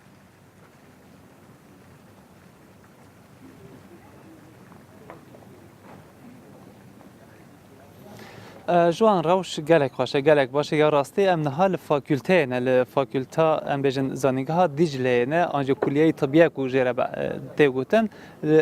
ev derdora 2 kilometre ji merkeza Diyarbekir ji sentra Diyarbekirê dûr e ji wê derê niha dengê Davulê tê xelkê ratkin paşî ve lê belê li vê derê amadekariyên paşî ve hatine dayîn li vê derê ji bo 500 kesan paşîv tê dayîn ji wan bila hevkarê min nîşawa bike bi taybetî ev fakülta li vê derê xîtabê herêmê dike li herêmê em bêjin gelek kesên ku ji derdora Şirnexê em bêjin ji Mêrdînê û ji navçe û ji gunda tên ku li vê derê li ber nexweşê xwe dimînin şaredarî jî vê xizmetê didiwa paşîvê didiwa ji bo 500 kesan li vê derê her şev paşîv tê amadekirin weke me amaje pêkirî ji wan li vê derê bi taybetî xelkê ku em bêjin rojiya xwe dikire ew ên ku aqrabayên kesên ku nexweşin û şaredarî jî vê xizmetê ji bo wan dike li vê derê li ber derê em bêjin fakülteya tibê belê cûş û em bêjin şahiya Remezanê hem li nava bajêr hem jî wisa li ji derveyê bajêr berdewam e ji wan xelk hinek daxivin hinek jî dibêjin em naxwazin wisa derkevin ser ekran û ser kamerayê li belê ew jî her şev heta ku Remezan bi dayî dibe li vê derê 500 kes wê em bêjin rojiya xwe vekin wê fita wê em bêjin sahura xwe paşîva xwe li vê derê wê vekin ji wan belê em dîsa vedigerin hewlêrê ji wan شوەیەکی ڕاستەخۆ ji دیاربەکرێ گەلمەدا بووی حەسەن کوسان زۆر سوپاس بوو تا ئێدی دەخوازە سڵامەتیە و شیفایە ji بووی هەمی نەخۆشێن نوکە ئێدی نەساخن لێ فاکولتیان ژیوێ نەخۆشخانێ و پاشیوا ئەوان خەلکی لێرێش دی وێ پاشیوا خوب خۆم خێر و بەرەکەت بێت و سەحەت بێت و خودی ڕۆژی نوێژن وانە قەبیل کرد جێ دیاربەکرێ بەرە و سۆران و هاوکارمان سۆران ئەنکو تەیفور محەممەد بە شێوەیەکی ڕاستەوخۆ لە سۆرانەوە لەگەڵمان دەبێت تەیفور ئەم کاتت باش ڕۆژ و نوێژتان قبول مانگە ڕەمەزانیش لە خەڵکی سۆران پیرۆز بێتی شەڵا زیاتر باسی کەشەها بکەین لە سۆران بەڕاستی کەشەوەیەکی زۆر زۆر خۆشی هەیە و مانگی ڕەمەزان چوونە لەو ناوچەیە بەگشتی فەرمو سۆر تەیفور بەڵێ ژوان سلااوت لێبێ مانجی ڕەمەزانی پیرۆز لام وولایەک پیرۆز بێت ئێمە ئەم شەو لە شارەدەی دیانین کە یەکێ لە شارەدەیەکانی سنووری قەزای سۆرانە لێرە مەسیحی و مسلمانەکان بە درێژایی مێژ و تاکو ێساش پێکەوە دەژین بە بێ کێشە و بە بێگرفت بە جۆرێک کە لە پرسە و بۆنەکان یەکتریش بەشداری دەکەن ئەوەی تایبەت بێت بە کەشوهوا دیارێک کەشوهوایەکە زۆر فێنکە بۆ پێی کە ناوچەکە ناوچەیەکی کوێستانی و پلەکانی گەرمان نزمن بەڵام ئێمە لە بەردەم چایخانەیە چینکە یەکێ لە چایخانە بەناوبانگەکانی دیانەیە بەڵام لە ئێستاداوە چۆڵ بووە ژمارێکی کەم لە گەنجەکان یاخود ئەو خەڵکانێک کە لێرە بوون ئێستا ئێریان چۆڵ کردووە خاوەنەکەی ماوەتەوە لەگەڵ چەند گەنجێکی دیکە بەڵام لەوبەر شەقامەکە لە نێو بازاری دیانە خەڵک هێشتا هەرماوە بە تەواوی چۆڵ نەکراوە بەڵام ئێرە چایخانەیەکە ئەو کات خواردنگەیەکیشە بۆیە ڕاستەخۆ لەگەڵ خاوەنی خواردنگەکە و چایخانەکە قسە دەکەن سلااوت لێبێ پێمان بڵێ بۆچی ئەم شەو لەو کاتەدا چۆڵ بووە وەک ئێمە لە ساڵی ڕابردوو کە داهاتین تاکو نزیک پاشەی و دەمایەوە بۆچی بەخێر بێ سەرەتا وڵی ئەوەی ڕاستی بی ڕەمەزانەکەی ئەو ساڵ جیاوازە ڕەمەزانی ئەو ساڵ زۆر جیاوازی بەخۆ بەرچی وڵی هۆکار زۆرن ئیدی پێم بڵێ یەک لە هۆکارەکە یەک لە هۆکارەکان خەڵک نامرتاحە زۆر وڵی لەبەر قەیرانی دارایی قەیرانی سیاسی باشە لێرە مەسیحی موسڵمان پێکەوە دەژین مەسیحیەکانیش دێن بۆ چایخانە لە شوانی ڕەمەزان دێن جاران داتن بەس ئەو ساڵ نا ئەو ساڵ نا خواردن چیت هەیە تکەیە کەبابە جەرگە ئێستا بە کۆتا ئێستا چایخانەکەدا دەخەی میوانخانە بەڵێ ئێستا چێن ئەوانەی زۆر دێن ئێرە هەر خەڵکی دیانایە دەوروبەری خۆن دیان باشە هیوادارین کە بازارت گەرم و گوڕ بێت لێرە گەنجی تر هەیە سڵاوت لێبێت تۆ خەڵکی کوێی خەڵکی سۆرانم چی دەکرد تاکو ئێستا کە لێرە مایە کاتەکاری خۆت چۆن بەسەر بێت وەڵا لەگەڵ هاوڕێیان و لەگەڵ دۆستان لورە دادەنیشن و چاک دەخۆینەوە ئیترەمەیە ڕەمەزانەکە چۆنە وەڵا باشە الحەمدولله باشە بەڕێوە دەچی هەتا کاتژمێر چەند لێرە دەمێنیەوە وەڵا یەک و نیوە یەکە دووە ئەو وەختانەیە کەش هەوایەکە ئێرەت پێ چۆن ینی بۆچی دێ ئێرە بۆ ئێرە تەڵبژاردووە پێت وایە کاتەکان لێرە خۆشتر وەڵی هاوڕێیان زیاتر لێرە کۆ دەبنەوە کە شواواکی فێن خۆشەوە قەدیمە بوو ئەوێ زۆر سپاس هیوادارین کە کاتێکی خۆشتانە بێت بەڵێەوە شارەدەی دیانێ ئەوە سنتەری بازارەکەیەتی هەرچەندە ئێستا بەرەو چۆڵبوون دەچێت بەڵام بە شێوەیەکی گشتی بەردەوام تاکو کاتژمێرێک و سی خولک ئەوەندەی ئێمە لێرە بووین بە قەرەباڵغی مابوو لەوێش چایخانەیەکی دیکە هەیە بە هەمان شێوە ژمارێک لە خەڵکە کەماوەتەوە بەڵام وردە وردە خەڵک بەرەو ماڵەوە دەگەڕێتەوە بۆ پێکە کاتی پاشەوە و دەگەڕێنەوە بەرەو ماڵەکانیان بەڵێ زۆر سپاس کارمان تایفۆر محەممەد بە شەیەکی ڕاستەوخۆ لە سنتەری شارەدەی دیانەوە لەگەڵماندا بووی زۆر سپاس بوو ئێدی پیڤۆیەکی و وڵاتیەک و بەحسا پرزگرێکین سیاسی و هەم ئابووریژی کری پیڤۆیەکی ئەف پرزگرێکیژی نەمین و ئەفخەیرۆنەژی بەرەفداوی بە بچێت و ژیانە خەلکی بەرەف خۆشتر بە بچە زۆر سپاس بووتە ئەمە بەردەوام بکەین ناوە بەرنامەی پاشیفدا مامستا ئەحمەد زیاتر یعنی کاتمان زۆر کەمە دەمەیە ئاخیرەکەی و ئاخیر پرسیاریش باز لە تۆڕە کۆمەڵاتیەکان بکەین وەکو ڕێگایەک بۆ ئەوەی پەیوەندی کۆمەڵاتیەکان تونتر لێبین یانێ باشتر لێبین وەکو خێرەك چون حساب دەکرێت دەستەکانی ساغبی تۆڕی کۆمەڵایەتی بەڕاستی ینی لای جنابەت معلومە لای بیشتر و بینەرانش معلومە دائیمەن ئەوەی کە دەستکردی مرۆڤە دوو سەری هەیە هەم ڕۆشی هەیە هەم سپی هەیە هەم تاڵە هەم شیرینە هەم خۆشە هەم ناخۆشە تۆڕی کۆمەڵایەتی بۆ خەڵکێک شاییە بۆ خەڵکێک بۆ تەشین بەڕاستی تۆڕی کۆمەڵایەتی ئەگەر ئینسان زۆر زۆر وریانەبی ئەگەر ئینسان زۆر زۆر بەدەست نوێش نەبی بەڕاستی شاڵاوەکەی زۆر گەورەیە دەیبا زۆر خەڵکی برد زۆر خەڵک ڕۆی زۆر خەڵک دایە پێشە خۆی بە لافاوەکانی ئەگەر بە کورتی باز بکەین ئەگەر بە شێوە چاکەکەی بەکاربێنین بەخێر حساب دەکرێت ماشەڵڵا کە تۆڕی کۆمەڵایەتی ژیانێکی زۆر خۆشە ئەگەر بتوانین ئەو ژیانی تۆڕی کۆمەڵایەتی دروست بکەین لە واقع قەسەم بەخوا نە مشکلەی سیاسیمان هەیە نە مشکلەی ئیجتیماعیمان هەیە نە مشکلەی دینیمان هەیە نە مشکلەی هەر هیچ ماشەڵڵا هەر هەمووی مەلایکەتی لەخوا بەزیاد بێت لە تۆڕە کۆمەڵەتەکە مەبنە مەسەلەن پێک بێت یعنی خەڵک بتوانانی لە هەموو تۆڕە کۆمەڵایەتیەکان شتی باش بڵاو کاتەوە ئامۆژگاری باش بڵاو کاتەوە لە تۆڕ لە مووقع و پێگەی خراپەکان دوورکەویتەوە ئەفکاری تند و تیژ دوورکەویتەوە هیتیمامیان پێنەدا لایەکیان لۆنەکە ئەوەی تر هەتا دەتوانی پەیامی ئینسانیەت بڵاوکاتەوە پەیامی ئاشتی خۆشی حەدیسەکە ئاەتە چخوایە لە مامۆستایکی جێلەیە زۆر جاریش شت نووسرا بە ناوی پێغەمبەری بەس قسەی پێغەمبەریش نیە ئەوەش هەیە بەرە دەنگی موسیقا دووبارە یانێ ئەو موسیقایی کە بەکراوەندەوە دێ دیارە کاتمان هەر ئەوەندە بوو بدەینەتەوەری ئاینی زۆر سپاس مامۆستا ئەحمەد وەرتی گەورە بتپارێز پێشنوێژ و تارخێن کە ئەمڕۆ لە ناو بەرنامی پاشیف لەگەڵماندا بووی زۆر سپاس بتە مامۆستا هەر ساخ و ساخلەم بی و زۆر سپاس بۆ خوێنێت تێشترین زۆر سپاس بۆ بەڕێزێت سپاس لە ئەو برایانی پشکامیری سلااوڕێز بۆ هەموو ئەو خۆشەویستانە شەیە و پێیان نێرانە لەو شار و شارستانی کوردستان پەیوەندیان هەبوو و زۆر سلااوڕێز تایبەتیشم لە ئەو بیسەر و بینەرە خۆشەویستانە هەیە کە لەگەڵ مامانەوە من خۆشحاڵتر زۆر سپاس خۆشحاڵتر بەلمە تەماشەوان هێژە ئیدی سەعاتەکەم ژ بەرنامەی پاشیف تەمام بوو لە ئەمێ دەرباسی سەعاتە دووەم بین و بەرنامەی پاشیف دیالەوە بەردەوامە هیچی دیالمە بەردەوام بن پشتی ناوبڕێکەوە کورد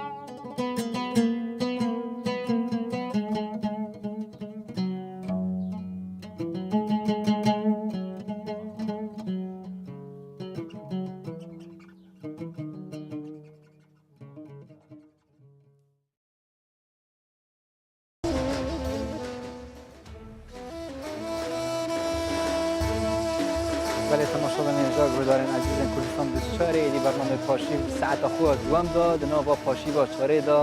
şêwekê rastaxwt nava vî baxçemê hewsayê ciwan û biçîk da gelo berdame hevîdarên em bişên prekavê bernameyê zetir xizmeta we bikîn û silaveka taybet bi wan hemî xişkûdeyek û kiça jî giştiye vê dike mijîlê çêkirin û hazirkirina paşîvê ne û silav bi wan jê vê nûke temaşayê bernameyê dikîn û hem mijîlê xwarina paşîvê ne xwarina wana paşîvê sihet bit û Xwedê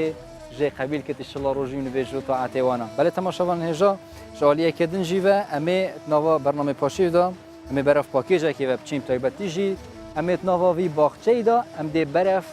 باخچەکی ماسنتر بە چین ئەوژی پارکا ئەم بێژین یا سامی عەبدوڕەحمانەت ناوا هەولێرێدا هەم پارکە هەمژی ئالیەکردنیت ناوا پارکێدا تایبەتە بە چالاکی هەروەسا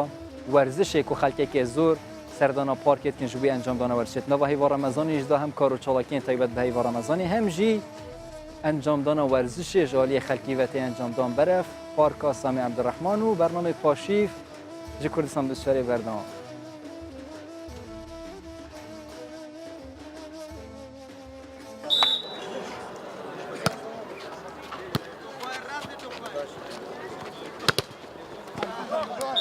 ئێرە پارکی شەید سامی عەبدوڕەحمانە لە هەولێری پایتەخت ساڵانە لەگەڵ هاتنی مانگی ڕەمەزان چەندین ساڵاکی وەرشی لێ ئەنجام دەدرێت بەڕێوەچوونی خولی باڵی تیپەمیلیەکانی پارێزگای هەولێر لەم پارکە یەکێکە لەم ساڵاکیانە کە بۆ سێمین ساڵە لەسەریەک لەم مانگە بەڕێوە دەچێت ئەگەرچی ئەم خولە تەنها لەسەر ئاستی تیپەمیلیەکانە بەڵام چەندین یاریزانیانەکانی کوردستان و عێراق بەشداری لە ڕکابەرەکانی دەکەن بە شێوێکی ئازادە هیچ پێوەرەک نیە لە بەشداریکردنی یاریزانین لە هەر تیپەکویان لە هەر مستەوای شتابیت ئەوە سێمی ساڵە ئەو دەورەیە دەکرێتەوە بە بەردەوامی و ئاستی ئەو دەورە زۆر زۆر باشە هەر لەم پارکە خۆلێکی تۆپی پێ لەسەر ئاستی لاوان بۆ تیپەکانی هەولێر ڕێکخراوە ڕێکخرانی دەڵێن کەشوهەوا و ئارامی ئەم پارکە وای لێ کردوین کە ساڵانە چەندین خول و پاڵەوانەتی بهێنینە ئێرە سێ سال پێش ئێستا ئەو بیرۆکەم ماندۆ دروست بکە لاوەکانیش بێ بەش نەبن لە لاخولی ڕەمەزان ئەوە بۆ هەستاین بە ئەنجامدانی ئەم ساڵاتچیە و ئەم پاڵەوانتێکە بوویتە ساڵانە وەکو نەریتێک ساڵانە لە مانجە ڕەمەزانی پیرۆز بەڕێوە دەچیت بڕیارە لە دوو ڕۆژی داهاتوو هەر لە هەمان شوێن دوو خولی تایبەت بە هەوادارانی باسکە و تێنس بەڕێوە بچێت دەرباز ئەحمەد کوردستان 24 هەولێر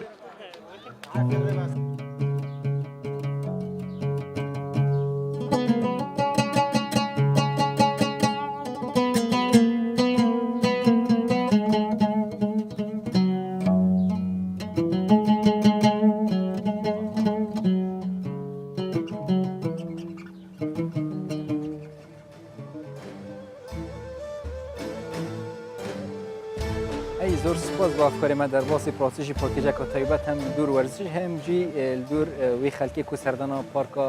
شەید سامی عەبدوڕەحمان کە ناوە هەولێرێدا پرۆستیژی خودێ تەندروستی هەمی وەرزشوانە باشتر لێ بکەتەوە چەند جارە مە بخۆشی بڕیاردا ئەس بچم دەست وەرزشی بکەم لێ یعنی تنێ جارێکی من دەست پێکرد و هەیڤێکی تنێ ئەس بەردەوام بی پشتی گێژی مێهێلاڤەش بەر نەبینۆ دەمی پرۆستیژی هەوژی خەتایەت منە ئەم دێ هەم بەحسێ وەرزشێکین هەمژی بەسێ خواردنا تەندروستکین نەوە هەیڤە ڕەمەزانێدا کە چێوە ئەم بشین جسمێ خۆ ئەنکو لەشێ خۆ شێوەیەکە تەندروست پارێزین و هەروەسا تەندروستیامەژی یا باش بەتنەوە هەیڤە ڕەمەزانێ و پشتی هەیڤە ڕەمەزانیش بووی وێ بابەتیژی وێ دکتور دلۆڤان محەممەد جەلال ئەنکو دلۆڤان جەلال پزیشکی بسپۆر یە خوراکی وێ دیگەلمەدا بەتنەوە بەرنامەی پاشی وێدا دکتور زۆر زۆر زۆر بەخێر بێ و ڕەمەزانتان پیرۆز خوا ڕۆژ و نوێژتان بۆکە ئەشتەڵ زۆر سپاس ڕەمەزان لە ئێوەش پیرۆز بوو لە هەموو خەڵکی کوردستانیش پیرۆز بێت دکتۆر ئیدی تازە باسی وەرزش کرا لەلایەن هاوکارمان دەرباس ئەمە زیاتر دەمانەوەی باسی خۆراکی تەندروست بکەین چون بتوانین لە مانگی ڕەمەزانی پیرۆزدا بیکەینە وەستانێک بۆ ئەوەی خۆراکی تەندروست بخۆین بۆ ئەوەی لەشمان تەندروست بی بالێ خۆی بەڕاستی لە بۆ ینی لە بۆ لەشێکی تەندروست و لە بۆی خۆراکی تەندروست بەکاربێتن پێکاتە سەرچیەکانی خۆراک پێویستە هەمووی لە خۆراکەدا هەبێتن وەکو کاربۆهیدرات و پرۆتین و چەوری و ئاو و ڤیتامین و کانزاکان ئەوانە هەمووی تێدا هەبێتن ئەوە یەک دووش بەڕاستی لە مانجی ڕەمەزانی پیرۆز لەبەر ئەوەی ژەمەکان کەم دەبێتەوە لە 3 ژەمی سەرەکی دەبێتە 2 ژەمی سەرەکی لەبەر ئەوە بەپێ ئەوەی کەوا ئێستا کە کاتێک کە کەوتۆتە مانگێکی گەرم و خەڵکی زۆربەی بەرنامەی ژیانی گۆڕیوە ینی با بڵێن وای لێ هاتیە کە زۆربەی خەڵک بە ڕۆژ دەنوێت لەبەر ئەوە ینی ڕێژەی میتابۆلیزمی لەشیش بە شێوەیەکی گشتی دادەوەزێتن ینی وەکو خۆپاراستنێک وەکو گۆڕانکاریەک بەسەرەوە لەبەر ئەوە ئەو کالۆری کە پێشتر خەڵک وەریگرتیە پێش مانگی ڕەمەزان ئێستا کە ئەگەر نفسی کالۆری وەربگرێتن لەبەر ئەوەی بڕی میتابۆلیزمەکە دابەزیە بۆی هەیە چێشی زیاد بکاتن بۆ هەیە تەندروستی تێک بداتن لەبەر ئەوە پێویستە بە شێوەیەکی تەندروست لە پاشی و یانیش لە کاتی ڕۆژوشکاندن خواردنی تەندروست بەکاربێنێتن کات بخایێنێتن کە نان دەخواتن و لەو کاتی هاوینیش ئاو یەک لە پێکاتە سەرچیەکانی خۆراکە پێویستە بەڕاستی گرنجێکی زۆری پێ بدرێتن بە شێوەیەکی سەریع نەبێ لە یەک کات نەخورێتەوە لەو کاتی کە با بڵێن کە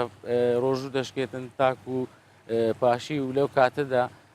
بۆ لەشی مرۆڤ پێویستە ڕۆژانە 2 لیتر ئاو با بڵێن 8 گلاس ئاو بخواتەوە پێویستە لەو کاتتان ئەو کاتانە دابەشی بکاتن چونکە ئەگەر ئێستا زۆر خەڵک هەن با بڵێن لە کاتی پاشیودا پێی وایە بڕێکی زۆر ئاو ئەگەر وەربگرێتن ئەو کاتە تعویزی هەموو ڕۆژەکەی لە بۆ دەکاتەوە تێنوی نابێت نەخێوانیە بەزوا باشترە تەوزیع بکرێتن لەسەر ئەو کاتانەی کە لە بینی ڕۆژوشکاندن تاکو و پاشی دکتۆر هەم باسی خواردنی تەندروست بکەین لەلایەکی دیکەوە باسی قەڵەوبوون یانیش چون بتوانین کێشماندا بەزین لە مانگی ڕەمەزانی پیرۆزدا چونکە کێشەیەکی گەورە هەیە کە مانگی پیرۆزی ڕەمەزان دەست پێ دەکات خەڵکێکی زۆر دەڵێن ئێمە کێشماندا دەبەزینین بەڵام کە تەواو دەبی تەماشای خۆیان دەکەن قەڵەو بووینە ڕاستە مشکلە لێرە چیە کێشە چیە ئەوەی کە باسمان کرد ئەوەیە کە ڕێژەی میتابۆلیزمی لەشدا دەبەزێتن ئەوە یەک دووش خەڵکێکی زۆر با بڵێن ئێستا کە ئەوەیە نەریتی با بڵێن شیرینی و ئەو شەربەت و ئەوانە کە ڕێژەیەکی زۆر شەکری لە خۆ دەگرێتن شیرینیەکان هەمووی ڕێژەیەکی شەکری زۆر لە خۆ دەگرێتن ئەو شەکرەی زیادەی کە پێویستە کە ئەوەی پێویستە لە شوەری بگرێتن لە ڕادەکەی خۆی زۆر زیاترە وەردەگیرێت لە ئەنجامدا لە لەش گۆڕانکاری بەسەدا دێت و خەزم دەبێت وەکو چەوری با بڵێن وەکوەوەی کە چێ زیاد دەکات ئێوە هەم ئاگاداری بازاریشن کە چ هەیە مەسەلەن شیرینەمەنی و خواردنیش خەڵک خواردنێک دەخوا زیاتر و تەماشاش دەکەن خەڵک وا قەڵەو دەبی هەندێکیانی ڕێژەی قەڵەوبوون زیاتر دەبی ئێوە چ ئامۆژگاریەک بە خەڵک بە تایبەت ڕۆژ و گران دەکەن لە چ خواردنێک دوور بکەنەوە تایبەت شیرینەمەنی مەسەلەن چ نەوعک شیرینەمەنی مەسەلەن بە هەموو نەوعک بە هەموو شێوەیەکیانیش نەخێر خۆی کە شیرینەمەنی باز دەکرێت با بڵێن دێتەوە سەرەوەی کە باسی لە شەکر بکرێتن بەڕاستی ئێستا ئەو شەکرەی کە با بڵێن لە میوەکاندا هەن شەکری تەندروستن دەکرێت شەکر ئەو شەکرێک کە لەش پێویستی پێ هەیە لە میوەکاندا وەری بگرێتن بە شێوەیەکی تەندروست ئەوە یەک دووش بەپەی کەلتور و ئەو نەریتەی کە هەمانە ناکرێت بە خەڵک برێ بە هیچ شێوەیەک نابێت شەکر بخۆی گیان بکرێت شیرینێکە بخۆیت بەڵام پێویستە ڕێژەکەی زۆر نەبێتن بۆ نمونە لە کاتیمان بە چەند هەیە لە ئیفتار و لە پارشیویست چەند ڕێژەی شەکر چەند وەربگرین چ بخۆین بەێ بەخۆی خۆی بە شێوەیەکی گشتی بابرێن لەشی مرۆڤ پێویستی لە پیاوان نزیکەی پێویستی بە 2400 کالۆری هەیە ڕۆژانە و لە ئافرەتان 2000 کالۆری پێویستە ئەوە 2500 کالۆری بەڵام بە شێوەیەکی گشتی ئەگەر خواردن باس چ بخۆین بەێ بەکو ئێستا بابلێن ئەگەر بابینە سەر ئەوەی کە ڕۆژشکاندن پێویستە بەڕاستی بیدایەتەکەی بە گلاسێک ئاو لەگەر شیرینیەکە ئەو زەچا ئەگەر میوەیەکی سروشتی بێتن کرابیتە شەربەتێکی سروشتی بابلێن یاخود خورما ڕووتاب قەسب ئەوانە لە بۆی ڕێژەیەکی زۆر فایبەریان تێدایە ئەو شەکرێک کە تێدایە ئازار بە لەژ ناگەێنێتن و لەو کاتە درێژەی کەوا ڕێژی شەکر لە لەشی ئینسان زۆر دادەبەزێتن ئەوە وەکو وایەک ئەوەک وا دەبێتن ئەو ڕێژەیە بەرز بکاتەوە بە شێوەیەکی دروست دوای ئەوە پێویستە شلەیەک بخوا شلەیەکە بچینە سەر شلەیانیش هەر سوپەگوی ئمە باسی خورما بکەم هەموو دکتۆرێک ئامۆژگاری ئەوە دەدا کە لە ئیفتار کە پێغەمبەری صلی الله علیه و سلم باسی کردیە خورما بخورێ هەموو خورماک وەکو یەکە مەسەلەن 3 دەنگ بخورێ وەکو یەکە 5 دەنگ بخورێ وەکو یەکە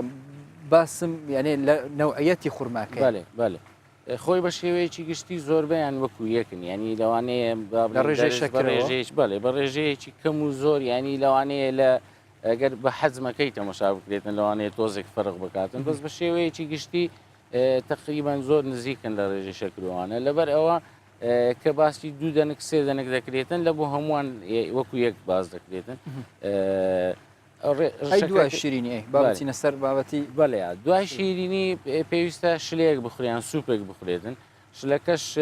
وەکو نەریتێکیش ئێستا ئەویان شتێکی باشە کە نەریتە با بڵێن لە کوردستان و لە هەولێر و ئەوانە خەڵک نیسک دروستکاتن لە پاقلەمەنیەکانە خۆراکەی زۆر باشە دەتوانین لە کاتی پاشیویش بەکاربێتن ئەوە کاتی ڕۆژوشکاندن ئەو نیسکە دەخۆی یانیش سوپێکی سەوزەی فرێش بیتن وا باشترە بخورێتن ئەو فترێش کاتێک بخێنێ لەبەرچی کاتێک بخێنێ تاکو گەدە و ڕیخۆلەکان دەکەونەوە ئیش و لەبەرەوەی چەند سعاتێکە 16 سعاتە نزیکەی خەڵک کە نان نەخورەوە لەبەر ئەوە پێویستە کاتێک بخێنێتن ئەگەر بتوانیتن وەختێک بداتن یانیش دەتوانی با بڵێن بچی نوێژەکەی بکاتن بگەڕێتەوە تاوەکو ئەو کاتە تێپەر دەبێت دوای شلەکە ئەو زەبێتە سەر زەڵاتە خواردن و زەڵاتەکە زۆر زەروریەک لە خواردنە با بڵێن لە سەوزە زەروریەکانن لە بۆەوەی لە خۆراکە داهەبی اینجا بێتە سەر خۆراکە سەرچیەکەی ئەوەی کەوا باوە با بڵێن برنج و ساوار و یان گۆشت و ئەوانە دەکرێتن بەس پێویستە ڕێژەکەی کەم بێت خۆی بە شێوەیەکی گشتیش بەڕاستی کە ئەو ڕێجیمە ئێمە باسی دەکەین لە بۆی کات دەخانێتن هەم مێشکیش 20 دقەیەک دەخانی تاوەکو خەبەر بداتە با بڵێن گەدەکە باز لەوە بکە کە تێر هەست بە تێربوونت کردووە تەواو تێر بوویت ئەوە یەکەم شت دووش ئەو بڕەش لەیە و ئەو شیرینی و ئەوانەیە ئەو زەڵاتەیە کە دەخورێتن لەوانەیە 170 گەدا پڕ بکاتەوە یعنی لە خواردنێک لە بۆ خواردنێکی تر کاتێکی پێویست لە بینیان هەبی بۆ ئەوەی مێش بەمایدا بڵێ خۆی 20 دقایق دەخایانی تاکو و مێشک با بڵێن هەست بە تێربوون دەکاتن و هەلوێش کە دوای خواردن ماندی دەبین خۆی دوای ماندی بوونەکە بەڕاستی ئەوە لە بۆ شتێکی تر دەگەڕێتەوە یعنی تو زۆربەی خەڵک ئەوانی کە بەو ڕێجیمە خواردن ناخۆن بە شێوەیەک دەخۆن یەکسەر دەچنە سەر خواردنە سەرەکیەکان و زەختێکی زۆر دایەنە سەر گەدە و بە 5 دقەیەک مەسەن هەموو خواردنەکان دەخۆن هەموو ئەوە وای لێ دەکاتن کە ئەو خوێنەی کە لە لەش هەیە بە شێوەیەکی زۆر لە دەوری گەدەکەوە دەبێتەوە ڕێژەی خوێن بۆ بەشەکانی تری لەش کەم دەبێتەوە با بڵێن بۆ مێشکوانە بۆیە زۆر جا خەڵک باز لەوە دەکات دەرێ ماندوو هەست بە ماندووبوون دەکەم یان هەست بە ئەوەی کە خەوی بێتن با بڵێن بێتاقەت دەبێت دکتۆر تو باسی ڕژیمێت کرد کەسانێکن مەسەن لە پێش ڕەمەزان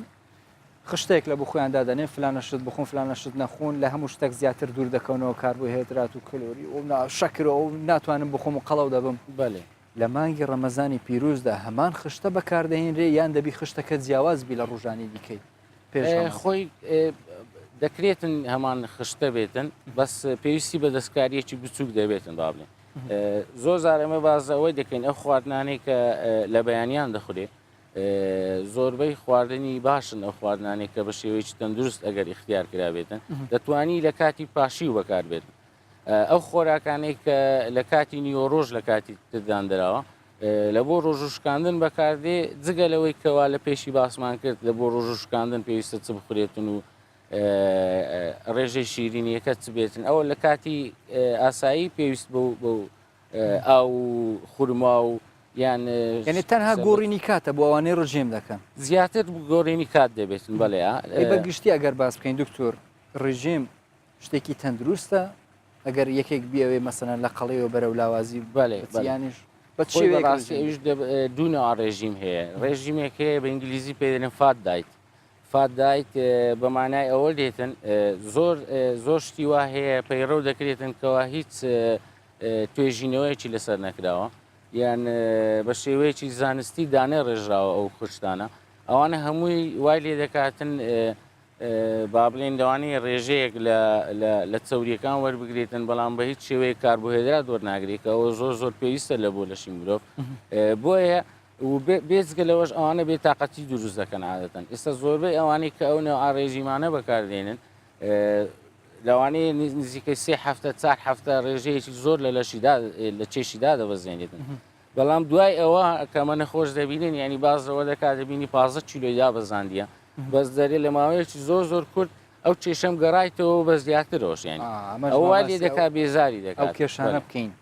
ڕژێمێک بەبێ ئەنجامدانی وەرزش کاریگەریی خراپی هەیە خۆی بەڕاستی لە بۆ چێش دابەزاندن یان کۆنتترۆلکردنی چێش با بڵێن ئەوەی شەر نییە شخصی وا هەیە قەڵەونی ینی دەیەوێت چێشەکەی لە حەدی خۆی ببینێتەوە خۆی سێ فاکتەری سەرەکی هەندە بۆ ئەوی چێش ئەگە پتێکەمی کەوە یان لە شوێنی خۆی ببینێتەوە فاکتەری یەکەم کە گرنگە خەو زۆر گرنگە لە کاتی خۆی بێتن و ڕۆژانە پێویستە 7 سعات خەڵکی پێگەیشتو بخەوێتن 7 سعات بەردەوامانیش بەشێوەیەکیدا بەشکراوی بەردەوام باشترە هەندێک کات هەیە با بڵێن ئێستا لەو مانگەیدا خەڵک لەوانەیە مەزبور دەبێتن ینی دابەشی بکاتن بەڕاستی کە زۆربەی خەڵک تا پاشی و نانوێتن لە پاش ئەوەی کە لە پاشیوەکە لەوانەیە 3 سعاتێک بنوێ داوامی هەیە پاش ئەوە دەستە دەوام و دەکرێت ئەو 3 سعات و نی تا سعاتەی دیتر کە کەراوە ینی هەمان خەڵکی وەردەگرین بەخوای خۆی ڕاستیەکەی شتێک هەیە پێدەنێ سیرکادیان ڕێتم ئەوەیە کە با بڵێن کاتی فەسلەجەی لەشی مرۆڤ و ئەوانە وا باشترە شەو بۆ ئەوە کرایە زیاتر خەڵک لە شەوە بنویتن لە ڕۆژ بە خەبەر بێتن بەڵام ئەمە ینی ئەوە ینی کاتێکی ئیسیسنایی حساب دەکرێتن ینی زۆر خەڵکەیە دەرێ ناتوانم یان هەیە با بڵێن بەرنامەکەی وادا ڕێژراوە کاری هەیە وایە لەو کاتانە بەلایەنی کەم بکرێ 7 سعات بنوێت دکتور زیاتر باسی ڕژێم و هەروەها سیستەمی خۆراک دەکەین بە تایبەتی لە مانگە ڕەمەزانی پیرۆزدا بەڵام ئێستا دەچینەوە دهۆک و دوای دەگەڕێنەوە زیاتر زۆر باسییان بابەتە گرنگە دەکەن بەڵێ تەماشاوان هێژە بەڕامەی پاشی بەردەوامە لێنها ئەمێ بەرەف باژەرە دهوکی بە بچین پرۆستژیاف يعني هيفك زيادة مسردنا دوكي نكري أزجلا جلاش دوكي مال وديك وبابتخو هميا خريب نصلاف وهمي خلك دوكي هوالد ميت باجر دوكي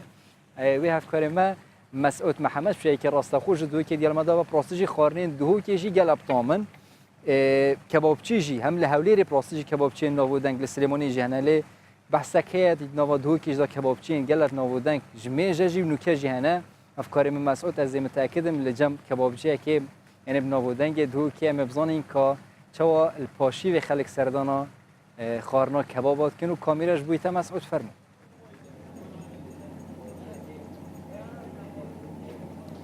دمی باز بیتن جوانان که تماشا بگیری اسنا بازار دوکی دام است یک خارنگین دوکی مکل و خارنگانی طایبت درست کردن کبابان از زترل سر چوانیا چک کردن کبابان و نهنیا طایبتی او نهنیا طعم خوش یا با کبابان حصلا که منو که در ازگاری باغ میکنه و چا دست برف کنه کبابات کن ابو علی دمت باش بیتن اگر ما بحث کی طعم کباب و خشیا کباب و نهنیا طيبت يعني باند کبابات چیه که خری قصواجات کردن خدای کی و کباب کبابات گوشت خوب است خوبی سرجتیم گوشت نرمه گوشت صافیه و گوشت برخی جی بس برخی صافی و گوشتیه باشه و نرمه و بگیرش صافی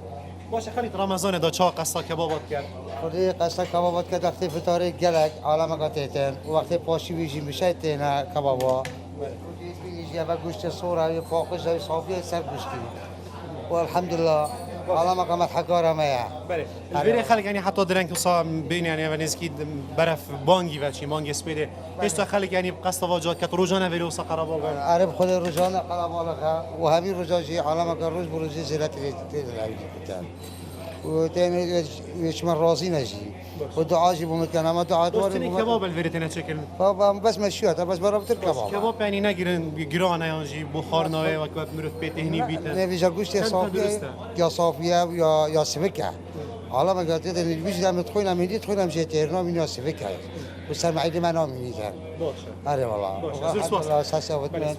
بله كاس بسرعه راستش كماني خلك تتابع زاتر يعني خلك ناف بازار دوكي بخونه وجي خلك شمال قصدا واجات كاش بخارنا باشي ودي قلقت هين شمال خدهن عندك جيش ناف بازارتين وقت دكانت خو عزل كان دينا فيرا باشي واخو خونش نيچن از بارابتر یه خلکی مال بخویه یعنی خلک خیزان جیتین قصه بله خیزان تین او جی خیزان جی تایبت منه وکری برخم و اول باشه سپاس بوده کاز قال هندك جه وان ولاتيان جباغ ما بكو قصه بيجي كريج بو خارنا كبابان كان بلا بخو بحث كان چه طعمه که خارنا کباب تایبتی دم پاشی بده براین باش بن و عافیت بیتن و خار کباب و خاری خوش بو بله بيجم رمضان افصاله چوایا و دوستی روزک در باز بون یعنی چواد بوریتن دنیا گرمه والله باشه دنیا گرمه بس با پروت باشه اگر بون بحث اند بکن کو و درنگی شو و قصه بيجي که پاشی و خوابو چینا ناو بازاری دا والله جارو ما رو مرف پاشی و خوب انت بر جدار و باشه خارنا کباب اینا گرانه مروی تهنینا که چند کیاتن یا باشه دیف حزم مروی بله باشه تو بس رمضان بك رمضان چه افصاله خدا باشه دلگو خوشه الحمدلله باشه دنیا گرم یعنی پروژه تو کار اکید که یانجی نه والله نوستی بله باشه اگر نوستی بید مروی نوستی بید بگمان دی آواز بید یعنی دزی در باز باشه عارف خدا هینا دنیا خوشه سپاس بوده کار اکید کی بله چه کار کی حدادی باشه آسنگری یعنی کار که گرانت رمضان دا این چه کارت خدا رو باست کن خدا طبعا بچگی زحمته بس با خدا سهل کرد باشه رگا که تورین بین کباب بخونیانجی هیچ مال تایبت هاتی نج بخورن کباب ما هادیم بو کباب بو کباب باشه زور سپاس بوده بله از بارم دم مهز گل به خزانه باقم چانی ما باشی ممنون برای خودش ترازی بید به هشت ان شاء الله زارگت خود گل خوینا اینا هیچ مال هاتی نه باشی و خود بازاری داب خان بله باشه چه طعمه که امرو ویدمی درنگی مروش در و بیتن پاشی بخوتن خود طعمه که سروشتی ها هی تو بیت یعنی گل خزانه خوب بجر و پاشی و بخوی طعمه که سروشتی ها عائلی ها یعنی کباب دوگت خوشن گله کباب ابو علی بن ودان گل بله گله خوشن بسیار سپاس بله چانی سرچوبه بجرو جادگیری بله چه در باز بید باشه باش الحمدلله تهنی نابی برسی نابی نه بله باشه زور سپاس با دمگه خوش برینن بله جوان یعنی اوه یعنی پتریا خارنگی نو بازار دو که دا حتی درنگانی شاد وکری نجبر کنه و بازار دو که دا حتی پشتی نیوروجی یعنی پرانیا دکانان قاپاتن لید گرتینه لب شوه زیادتر خلق قصد بازاری که تنوجی بویا اگر که خلق حتی درنگانی شاف نو بازاری دا بمینیتن و پرانیا خارنگی هن بازار دو که جی طایبت و نزکی بازاری ند وکری ند خدمت اولاتیان دا حتی کو بانگ اسپده راستجی هم کشوها که خوش هم وکرنا سیک بشوی هم جی قربالغی خلکی سردان کرنا بکنن راستجی رخی گلی جی راستجی جایی که خوش طیبتی جی الویدمه یعنی یه شوی و هم جی دم سال جی گرم پروژه لی وی رخی جی راستجی هی نزور سپاس افکاری من مسعود محمد شوی که راستا خو جدو که گل مداوی راستجی خارنکات پام دیاره صحبت وانا اوید کباب یعنی الوی شوید خون و کاریگری خراب زیشتر وانا که صحت بوانا دکتر زیاتر دمه هم هاوکارەکەشم باسی کەباب خواردنی کرد و خەڵکێکی زۆریش سەردانی ئەو شوێنانە دەکەن و خواردنی قورس دەخۆن ئەم خواردنە قورسانە هەتا چەند ئینسان دەتوانی لە کاتی ڕۆژوگرتندا نەتێنووی بی لە ماندیش نەبی مەسەلا خۆی بەڕاستی ئەوانە زیاتر ینی ئەو خواردنانی کە لە دەرەوە باڵێن حاضر دەکرێتن لە مەتعامەکانە یان لە فاست فودەکانە خواردنە خێرایەکان ئەوانە بە شێوەیەکی گشتی و بە گوێرەی توێژینەوەکان و ئەو داتانەی کە لە بەردەستدا هەیە ڕێژەی چەوریان زۆرە و ڕێژەی خۆیان تێدا زۆر هەنەوەە بە شێوەیەک ئەوانە پێیان دەڵێن پرۆسس فود با بڵێن یا پرۆسس میت ئەوانە یعنی ئەوانەی کە گۆشتەکەیان دەستکاری کراوە یان با بڵێن گۆشتی حاضر و ئەوانە ینی فرێش نین ینی چکان ئەگەر فرێش بی مەسەن ئەوەی نوکە باسکرا دەڵێ فرێشە و تازەیە ئەگەر فرێش و تازە بی باشە یانیش خراپە لەو کاتە مەسەن خۆی فرێش و تازەش بێتن ینی فرێش و تازە بێ باشترە دەوان بە شێوەیەک ئەگەر چەوریەکەی کەم بێتن یان چەوری لەگەڵدا نەبیدن بە شێوەیەکی گشتیش لە ڕووی تەندروستیەوە وا باشترە گۆشتی سۆر لە هەفتەیەکدا یەک ڕۆژ بەکاربێتن ینی لە یەک زەمدا بەکاربێتن ئەگەر لە هەفتەیەک یەک جەم بێتن و ئەوە بکرێتن ینی بۆ شێوەیە کاریگەریەکی وای نابێتن ڕاستە کالۆریەکی زۆر دەبەخشێتن ینی لەوانەیەشی شێکەبا 500 تا 600 کالۆری ببەخشێتن بە یەکزاران زۆربەی خەڵکیش هەر یەکشیش نییە دەیخوا ینی لەوانەیە زۆر زیاتر بخوا سەمونی لەگە دەخوا شتی تێلی لەگە دەخوا ئەوانە هەمووی کالۆریێکی زیاتر دەبەخشێتن بەڵام ئەگەر هەفتەی یەک جارێک بێکەوەی کە لە تەندروستی با بڵێن لە خۆراکی تەندروست و لە خشتەی تەندروستدا باسی لێوە دەکەین بۆ شێوەیە کاریگەریەکی خراپ دروست ناکاتن. خواردنی ئەم جۆرە خواردنانە دواییش نووسن یەکسەر یانیش دانیشتن بەبێ ئیش کاریگەری خۆی کاریگەری دەبێتن ینی ئەوانە زیاتر لەو خۆراکانن کە ئەگەر لە بۆ پاشی و بەکاربێتن لەوانەیە بەرگەی توێنویەتی کەم ببێتەوە زیاتر وا لە مرۆڤ دەکەن کە زیاتر توێنی ببێتن هەتا بە شێوەیەک ئەگەر ئەو 2 لیتر ئاوەی کە باسمان کرد ئەگەر ئەوەشی وەرگرت بێتن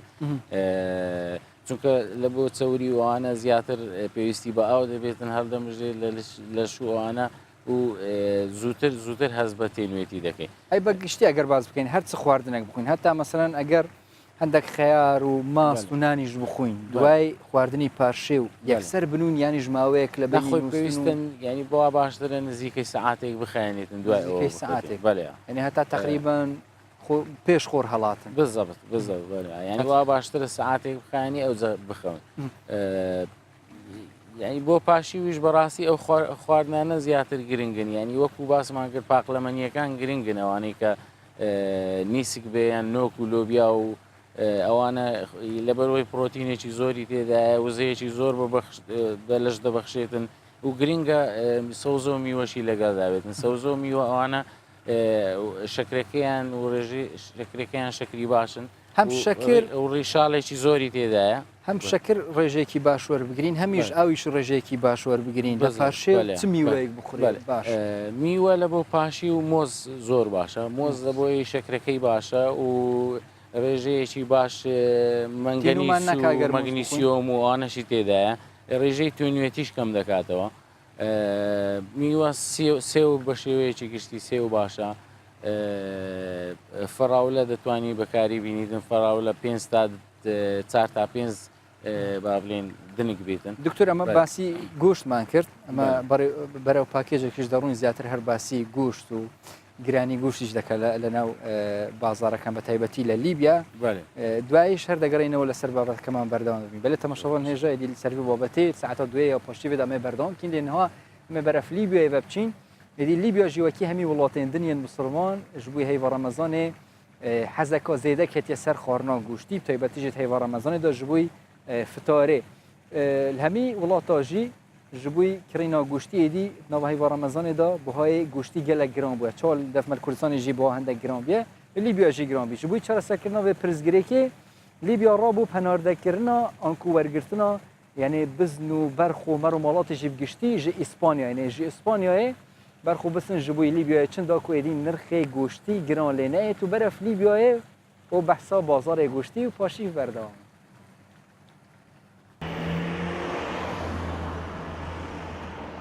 لە زۆربەی وڵاتە ئیسلامیەکان لە کاتی هاتنی مانجی ڕەمەزان خواز لەسەر خۆراکەکان و بە تایبەت گۆشت زیاتر دەبێت ئەم ساڵ بەهۆی زۆربوونی خواز لەسەر گۆشت حکوومەتی لیبیا ناچار بووە لە ڕێگای کۆمپانیایەکەوە مەڕووماڵات لە ئیسپانیاوە هاوردە بکات بەمەش نرخی گۆشتی لە وڵاتەکەی دابەزاندووە.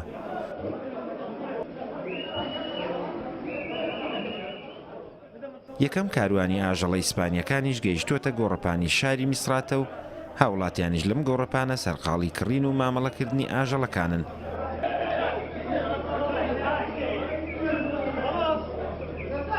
سمعنا في الإذاعة أن شركة الكهف لە ڕادیۆ بیستم کەمەڕ لە ئیسپانیەوە هاوردە دەکرێت هاتم بۆ ئەوی بیان بینم لە ڕاستیدا زۆرەکەی باشە و هەرزانیشە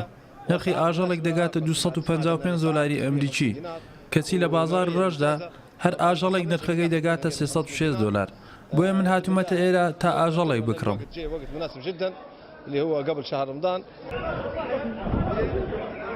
هاوردنی مەڕووماڵاتی ئیسپانی بازاڕی کۆمپانیاکەی خۆشتر کردووە بەڕێوەبەری کۆمپانیاکەش دەڵێت لە داهاتوێکی نزیکدا ئاژەڵی زیاتر هاوردە دەکەین و بەسەر قەسابەکانی میسراتەش دابەشی دەکەین.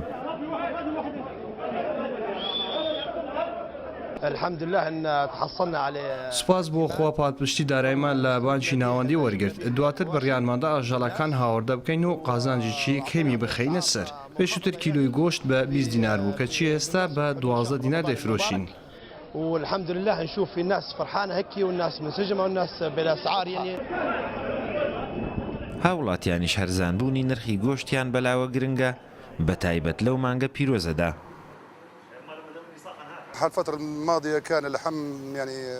پێشتر گۆشت زۆر گران بوو بەڵام ئێستا بازار باشترە و نرخەکان دابەزیون. هیوادارین لەم مانگە پیرۆزەدا هاوردەکردن زیاتر بێ هاوڵاتیان لە نرخی گۆشت ڕازی بن.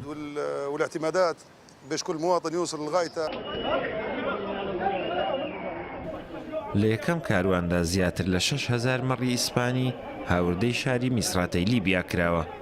بۆیە چاوەڕوان دەکرێت ڕەمەزانی ئەمساڵ ببێتە وەرزێکی باش بۆ گەشەی بازرگانی نێوان لیبیا و ئیسپانیا بەهۆی زۆربوونی خواست لەسەر گۆشتی ئاژەڵ.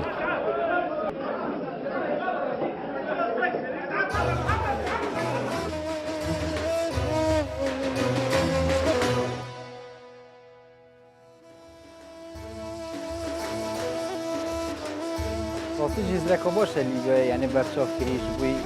ئەرزانکردنا گوشتیت ناوا لیبیادا دیمەڕۆ ماڵاژی ئیسپانیا اینەینە پێویدارین بزرێن باشتر کوردستانیژی بێنە یعنی پەسەندکردن تایبەتیژی هاریکاریە شڤانە و بازرگانین بازی بێتەکردن داکو گوشت یعنی نرخی گوشتی ئەرزانتر لەبێ. دکتۆر ئەمە زیاتر باسی ئەوانەمان کرد کە بێزار بووینە لە قەڵاوی بەڵام بەشێکی دیکەشی زۆری خەڵک هەیە دەیانەوێ قەڵاو بن ئەوان تشتێک بکەن بۆ ئەوەی لە شێکیان هەبی بە پێی حەزی خۆیان ئەنێ قەڵاوتر بن لەوەی کە ئەوان هەیە.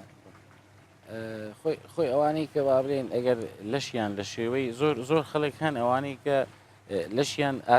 چێشیان ئاساییە بابرێن بەڵام وا هەز دەکەن کە چێشیان لە ڕادەی خۆی کەمترە. ئەوانە پێویستە چەند بابلێن کەسێکی ئاسایی پێویستە کێشەکەی چەند بی کەسێکی ئاسایی بخۆی بە شێوەی بە ڕێژەی بابلێن درێژیەکەی و لەگەڵ کێشەکەی بارستایی لەش هەیە BMI پێدرێن بە دیمازیندێکس ئەوە دەردەکرێتن ئەوەیان خۆی ڕێژەی ئاساییەکەی لە بینی 19 هەتا 25 ئەگەر لەو ڕێژەیە بێتن ئەوە دەکا ئاساییە ئەگەر لە 8 کەمتر بێتن دەکات چێشی کەمترە لە ئاسایی خۆی پێویستە چێش زیاد بکاتن لە 25 تا 30 ئەو کاتە پێی دەگوترێتن چێشی زیادە نەخێر نەقەڵەوەی ئەو چێ زیادەیە ئەنی واتە لە بینی ئاسایی و لە بینی ئەوەی قەڵەویە لە 30 بەسەرەوە ئەو BMI ئەگەر زیاتر بێتن دەبێتە قەڵەوی خۆی بەڕاستیش ئێستاکە قەڵەوی یعنی لە بەروەیە خەڵکێکی زۆر لە بۆی ڕادەی ڕۆشنبیری زیاد بووە و زۆربەی نەخۆشیە درێژخانەکان بە قەڵەویەوە بەستراون یعنی فاکتەرێکی زۆر گرینگە ئەگەر یەکێک قەڵەو بێتن لەوانەیە تووشی نەخۆشی درێژخانەکان بێتن لە داهاتوو ئەگەر قەڵەو نەبێتن لەوانەیە دوور بێتن لەو نەخۆشە درێژخانان ئەگەر کەسێک کێشی زۆر لاواز بێت بەێ زیاتر چ نەخۆشیەکی هەیە مەسەلەن بە تایبەت وای لێ دەکا کێشی لاواز بەێ بەخۆی بەڕاستی هەندێک نەخۆشی غودە هەن بابنێ غودەی ئەگەر زۆر غودەی سامەی هەبێتن غودەی لە حەدی خۆی زۆر زیاتر بابلێن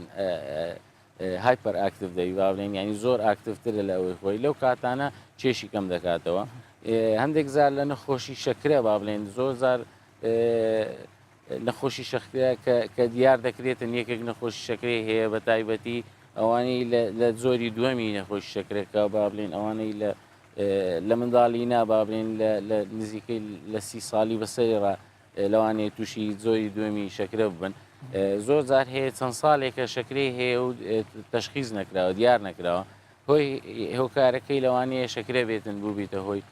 دابەزاندنی ئەو شەکرانە بە گرنگە پێش هەموو شتێک پشکنینی بۆ بکرێتن لە بۆی بزانی نەخۆشی ئایا هۆکارەکەی نەخۆشیە یان نە ئەگەر هۆکارەکەی نەخۆشی نەبێتن لەوانەیە ئیوا هەیە بابنێن بڕی پێویستی کالۆری وەرناگرێت یعنی نابی لە خۆیەوە کەسێک لاوازبی بچی مەسەڵەن زۆر خواردن بخوا نەخێر پێش پشکنین خۆی زۆر خواردنیش هەندێک هەیە بابلێن هەندێک دەرمان وشتیا وەردەگرین کەوانە لە ڕووی زانستیەوە بە هیچ شێوەیەک پشتڕاست نەکراتەوە لەوانەیە زەرەر بگەینێتن لە بۆ لەشی ئەو مرۆڤە وا باشترە پشکنینەکە بکات ئەگەر نەخۆشی هەبێت چارەسەری وەگریتن ئەگەر نەخۆشی نەبێتن دەکرێتن خشتەیەکی ڕێکپێکی تەندروستی بۆ دابدرێتن بەشێکی دیکەی خەڵەکان یعنی ماشڵان لێوی ئەمە چاومان لەسەر لەشی کەس نییە بەڵام مەسەلەن زۆر خواردن دەخۆن خەڵکی چوار دەورەشی پێ دەڵێن ئەوە چەند دەخۆی بەڵام قەڵەویش نابی ئەوانە نەخۆشیەکیان هەیە یانیش ئاساین ئەوانە خۆی یەک لە فاکتەرەکان بابلێن ینی جێنێتێک بابلێن بۆ ماوەیی کاریگەری هەیە لەسەر ئەوەی کە هەندێک هەن با بڵێن ڕێژەی قەڵەویان هەندێک کەمترە بە شێوەی بۆ ماوەیی لە چاو هەندێکی تر بەس ئەوە مانایوە نییە ینی هەتا ینی 50% تقریبان دەور لەو ئیشە دەبینیتن بەس پەنجایەکەی تر دەکەویتە دەستە خۆی و ئەگەر خشتەیەکی ڕێکوپێکی هەبێ هەتا ئەگەر بۆ ماوەیش ئەو با بڵێن ئەو خێزانە قەڵەو بن دەکرێت کۆنتڕۆژیانێ دەوری هەیە بەس دەور دەبینیتن بۆ ماوەیەکە لەو باشە دکتۆر چەند ڕێگاکەن ئێستا بە تایبەتی لەو ساڵانەی دوایی بوو لاوازکردن هەم بوو قەڵەویش مەسەنەن حەب هەیە لە بازاری ئەشکالان وە یەکێک دڵێ ئەمە سروشتیە یەکێک دڵێ ئەمە نازانم هەر چنەوە عیبی ئەوانە تەندروستن کەسێک کە بیوێ لاوازبیان قەڵەوی بخوە خۆی بە شێوەیەکی گشتی دەرمان چەند ئەوە هەن با بڵێن بۆ نمونە لە کوردستان کوالیتی کۆنتترۆل هەیە مەفروزە کوالیتی کۆنتترۆلی هەبێتن بە شێوەیەکی با بڵێن شەرعی هات بێت داخلی کوردستان بوو بێتن جگە لەوەش لە با بڵێن پێویستە بازاری ئەوروپی ڕێگەی پێدا بێتن بۆ دەرمانە و FDA ئەپروڤەلیش هەیە ئەوەی با بڵێن خۆراکی تەندروستی ئەمریکی ئەویش ئەگەر ئەوانە ڕێگەیان پێدا بێت تا ڕادەیەکی زۆر دەتوانین بڵێن ئەوە دووش پێویستە کۆمپانیایەکانیش باوەڕ پێکراوە بن چونکە ئێستاکە با بڵێن چەند کۆمپانیایەکی زۆر هەن لە ئەمریکی و لە ئەوروپی ئەوانە کە باوەڕ پێکراون و ناوەکانیان وەکو مارکەیەک یان براندێکی لێ هاتووە ئەو شتانێک کە باسمان کرد ئەو شەهادانەی هەبێتن لەو کاتانە دەتوانی باوەڕ پێکراوە بێت ئەوانە مانای چیە مانەوێت توێژینەوەی لەسەر کراوە و تەجروبەی لەسەر کراوە و کاریگەری هەیە لەسەر ئەوەی کە بە شێوەیەکی تەندروست ئەو دەرمانانە لە بازار بکڕین دەبی زیاتر لە دەرمانخانەکان خۆی وا باشتر لە دەرمانخانەکان بێتن لە دەرمانەخانەکانیش پێویستە ئەوانیش ئەو دەرمانانە بەکاربهێنن کەوا باوەڕ پێکراوە بێ بەڕاست ئەی باشە دکتور باسی چەند جۆرە نەشتەرگەریەک بکەین زیاتر ئێستا باون مەسەن لە ناو خەڵکدا ئەوانەی قەڵەون دایانەوێت لاواز بن وەکو لەش مەسەرەن گچکەکردنەوەی گەدا یان خستنە ناوی گەدە باڵۆن ئەوانە بە شێوەیەکی گشتی تەندروستن یانیش دەبی لیان دوورکەونەوە ئەوانەی حەزیان لێ لاواز بن خۆی ئەوانش با بڵێن ئەوەی کە باسمان کرد ڕێژەی بارستایی چێش کە BMI-یەکە بوو ئەوانە نەوەکەن کە لە 35 بەسەرەوە بێتن ڕێژەی قەڵەویەکان پێی دەڵێن مۆربید ئۆبێسیتی ئەوانەی کە ینی زۆر معڕەز بوونە لە بۆی تووشی نەخۆشی بن یان کاری لەسەرەوەی کردی ڕۆژانە ناتوان کارەکانی خۆیان ئەنجام بدەن زۆر بێزاریانی کردیە لە ڕووی تەندروستیەوە ئەوانە دەکرێت ئەو نەشتەرگەریانە بکەن بەڵام ئەو نەشتەرگەریانەش پێویستە زۆر لە نزیکەوە سەرپەرشتی بکرێت لە ڕووی خۆراکەوە و چونکەوەی کە با بڵێن گەدەی دەبڕێیان باڵۆن دادەنرێتن پێویستە بەلایانی کەم چەند ڕۆژی یەکەم بەس لەسەر شلە بێتن ئەگەر کراش دکتۆرجیان ئەگەر کراش و نیشتەرگەریەکە کرا دوای تەوابوونی بەگشتی بە ماوەیەکی زۆری ژیانی کەم کاریگەری خراپی لەسەر گەدەی ئەوانە دەبیان کاریگەری نابێ ئەگەر خۆراکی تەندروست بێتن و لەوانەیە هەندێک زار هەیە پێویست بۆی بکاتن ئەو ڤیتامینانێک کە باسمان کرد گەدە شێوە ئاسەیەکەی پێشتری خۆی وەردەگری دوای نەشتەرگەری ببوو لە تێنەگەیشت یعنی گەدە کە نەشتەرگەری بوو کراوە گچکە کراوە شێوە ئاسایەکەی خۆی وەردەگرتەوە شێوە ئاسایەکەی خۆی وەرناگرێتەوە بەڵام دەتوانی کارەکانی خۆی بکاتن بۆ ڕێژەیە کەماوەتەوە بەڵام ینی ڕێژەی کەمتر خۆراک پێویست دەبێتن ئەو خەڵکە کارێکی باش لە ڕووی تەندروستیەوە ینی لەوانەیە هەندێک ماگر دروست بکاتن لە داهاتوو ئەگەر بە شێوەیەکی ڕێکوپێک خۆراکانی وەرنەگرێتن بەڵام ئێستا با بڵێن باڵۆن نوێترە زیاتر لە نەشتەرگەری بڕینی گەدەوانە باڵۆنەکە لەبەرەوەی موقەتە ینی لە بۆ ماوەیەکی کاتی دادەندرێتن دەتوانی لای ببەی پاش ئەو کاتە بۆیە لەوانەیە باڵۆنەکە ماکەکانی تا ڕادەیە کەمتر بێتن لە نەشتەری ئەی باڵۆن کە دەخرێتە ناو گەدە دوای دەرهینانی گەدە گەورەتری لێ ناکە نەخێر خۆی کاریگەری نابێت لەسەر با بڵێن حەزمی گەدە بەس ناوەوەی گەدە کاریگەری لەسەر دروست دەکاتن و وای لێ دەکاتن کەەوە ئیشتیهای یان حەزی بۆ خواردن کەم بکاتەوە بەڵام لەو کاتانەش کە خۆراک کەمتر وەردەگرێت پێویستە ئەو پێکاتە سەرچیەکان هەمووی بە شێوەیەکی ڕێکپێک وەربگرێ تاوەکو کاریگەری لەسەر تەندروستی دروست نەکاتن دکتۆر بۆ ئەوانەی وەرزش دەکەن هەتا لەشێکی ڕێک و پێکیان هەبی لە مانگی ڕەمەزان بە چ شێوەیەک وەرزش بکرێ باشە بۆ ئەوەی کاریگەری خراپ لەسەر ڕۆژوگرنەوە کاریگەری باشی هەبی خۆی بەڕاستی باشترین کات ئەوەیە کە بابلین ڕۆژوشکان دوای ئەوە نزیکەی 2 سعات تا 3 سعات بخانێ پاش ناخواردنەکە ئەو کاتە ئەو وەرزشەی کە پێشتر پەیڕەوی کردیە دەتوانی لەسەر هەمان ئەو وەرزشەی کە پێشتر پەیڕەو کرایە بیکاتن و بەبێ ئەوەی هیچ کاریگەریەکی هەمان وەرزش هەمان وەرزشی خۆی دەتوانی بیکات دەتوانانی خۆی بە ئەوەی ئەمە زۆر جار باز وەرزشی ئەوە دەکەین کەوا ڕێکخراوی تەندروستی جیهانی کە ئاماژەی پێکردیە پێویستە هەر مرۆڤێکی تەندروست کە بێوێت تەندروستی باش بێتن ڕۆژانە 20 دقیقا یان 20 خولەک با بڵێن ڕۆیشتن بێیان یان وەرزش بکاتن ئەگەر نەکرا ڕۆژانە بیکاتن بەلایانی کەم لە هەفتەیەک 150 تا 160 خولەک ئەو وەرزشە بکاتن بە تایبەتی ئەوانەی ڕۆژێک دوو ڕێژ ناتوان بیکەن دەتوانین لە ڕۆژەکانی تر تەعویزی بکەنەوە بەڵام زۆر گرنگە لە بۆ هەتا ئەوانی کە دانوێت کێشیش دابەزێنن چکە تو ڕێژەی کالۆری کە کەم دەکەیەوە لە بۆی ئەو کێشەکە دادەبەزێتن ماسوولەکەکانت لاواز دەبن ئەگەر وەرزشی لەگەر نەوێتن ڕێژەیەکی زۆر پرۆتین لەدەست دەدەن و ماسوولەکەکان لاواز دەکەن و بەس ئەگەر وەرزشی لەگەر بێ هەم میتابۆلیزمیش بەرز دەکاتەوە هەمیش ماسوولەکەکان باش دڵنیام لەوەی مەسەلەن پێشەوەی بێنە بەرنامە حەزت کرد هەندێک قسەی تایبەت بکەی بۆ ئەوەی وەکو ڕێنمایی ئەمە وەربگرین وەکو ڕۆژوگران قسەیەکی تایبەت هەیە ئامۆژگاری ڕۆژوگران دەکەی بۆ ئەوەی هەم لەشێکی ڕێک هەم تەندروستێکی باشیان هەبی لە مانگی ڕەمەزان خۆی بە شێوەیەکی گشتی با بڵێن پێش ڕەمەزان لە بۆی سێژەم هەبووە ئێستا هەندێک هەن بیر لەوە دەکەنەوە با بڵێن یان تااقەتی نییە لە بۆ پاشی و هەڵبستێتن یانیش زووتر دەیکاتن پێش ئەوەی با بڵێن سعات 12 دەیکات دەرێ پاشی دەنوم و دەوام وانەی هەیە وا باشترە پاشیوەکە لە کاتی خۆی پاشی بخڕی گرنگە ئەوەیە زۆر گرنگە هەم لە بۆ ینی ئەگە پێ چشت لە کاتی خۆی بمینێتەوە یان پێ دابەزی زۆر گرنگە ژەمەکان پاز نەدەی بە هیچ شێوەیەک ئەوە یەک دوو لە کاتی لە بینی ژەمەکان لە بینی ئەوەی پاشی و ئەو کاتانە ئەگە برسید بوو وا باشترە سەرزێکی تەندروست بەس بە ڕێژەیەکی کەم بخورێ یان میوەیەکی تەندروست بخورێتن شتێک لە بینی هەردوو خواردن شتێک بخورێ ئەو وەرزش کە باسمان کرد خەو زۆر گرنگە هەفتە 9 سعاتەکە ئەگە بکرێ بەلایانی کەم 7 سعات ڕاستیژی خەوش هەمیە گرنگترە خۆی ئەو سێ فاکتەرە زۆر گرنگن لە بۆ ئەوی بتوانانی کێشی خۆت دکتۆر دلۆڤان محەممەد جەلال یانیش دکتۆر دلۆڤان جەلال پزیشکی پسپۆری خۆراک لە ناو پاشیوی چوارەم ئەمڕۆ لە ناو کوردستان دووسار لەگەڵماندا بووی زۆر سپاس دکتۆر بووە خفنێتە هەم بۆ مژگارینتە هەمژی بۆ خفنێت تێشرین و خۆشی دارین خەلکی هەمی هەم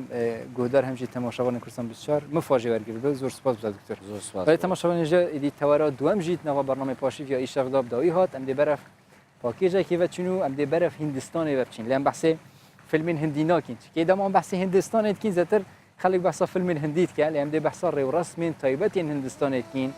ڕنگ و ئیدی حرەکێن تایبەتین هندیە ji bo pêşwazîkirina meha Remezana pîrûz kap çi şêweyekî di nava Hindistanê da ev mehe derbas dibe û berev Hindistanê û bernamê paşîv berdama hîn jî berdam gelme da.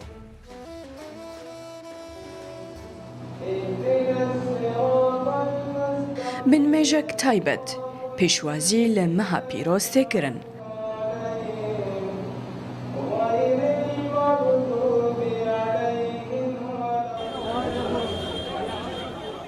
Bazar tijî xelk û kelûpelên taybet bi Remezanê dibin. Li vir yek ji welatên herî mezin di cîhanê de. Atmosfêra Remezanê wekû hemû welatên musilman e lê bi çêja kultûra wî welatê Hindistana rengan. Musilmanên Hindê roja yekşemê pêşwazî li meha pîroz kirin bin mêj û amadekariyên taybet. Xurma yek ji xwarinên serekeya ji boî musilmanan bi taybet di meha rojiyê de.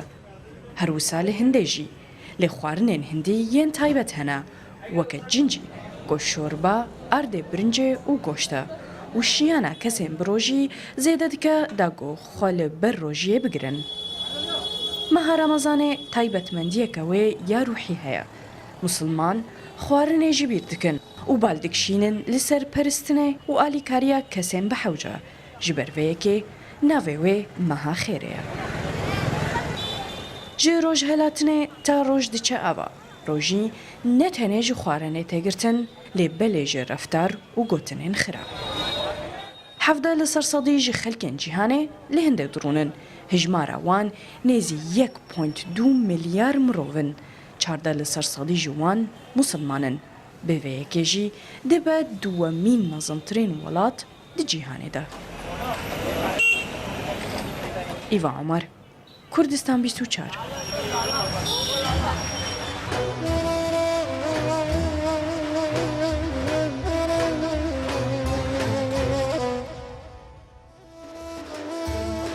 ادی افجی بشک کرد بیجه مها رمضانت نوا هندستان دا ادی اگر هم بچین نوا هندستان دا بجین دی پشت راز بین کو یعنی رمضان نوا هندستان دا گلک جدا اشی رمضان نکام در باستین دی متأکدم جم دیش خارنیت هندی دیر کبین چی گلت تیجن و کیجه بحث کن برنامه پاشی و چاره جیت نوا شوا چاره یا هیوا رمضان پیروز جورات پیشکش کردن ایویدارین امشیابین دمی در بازبی دا خدمت همی گودار تماشاگران کردستان 24 بکیم هم توری آینی دا هم جی توری تندرستی داشت بنوید اف برنامه حتی داوی رمضان دی بردام بد سلاوین تایبتی استاف تایبتی کردستان 24 جبوی برنامه پاشیف قبیل بکن دما در بازبوی دا هم استاف هم جی جوان عابد شوی که راستا خوش کردستان 24 باشور کردستان گلادا بونو عافیت بد او پاشیوانو که این خونو دعا بو مبکنو مش دعایت خوب بهر نکنو خود روزی نویجد و قبیل کتو ابدا می باش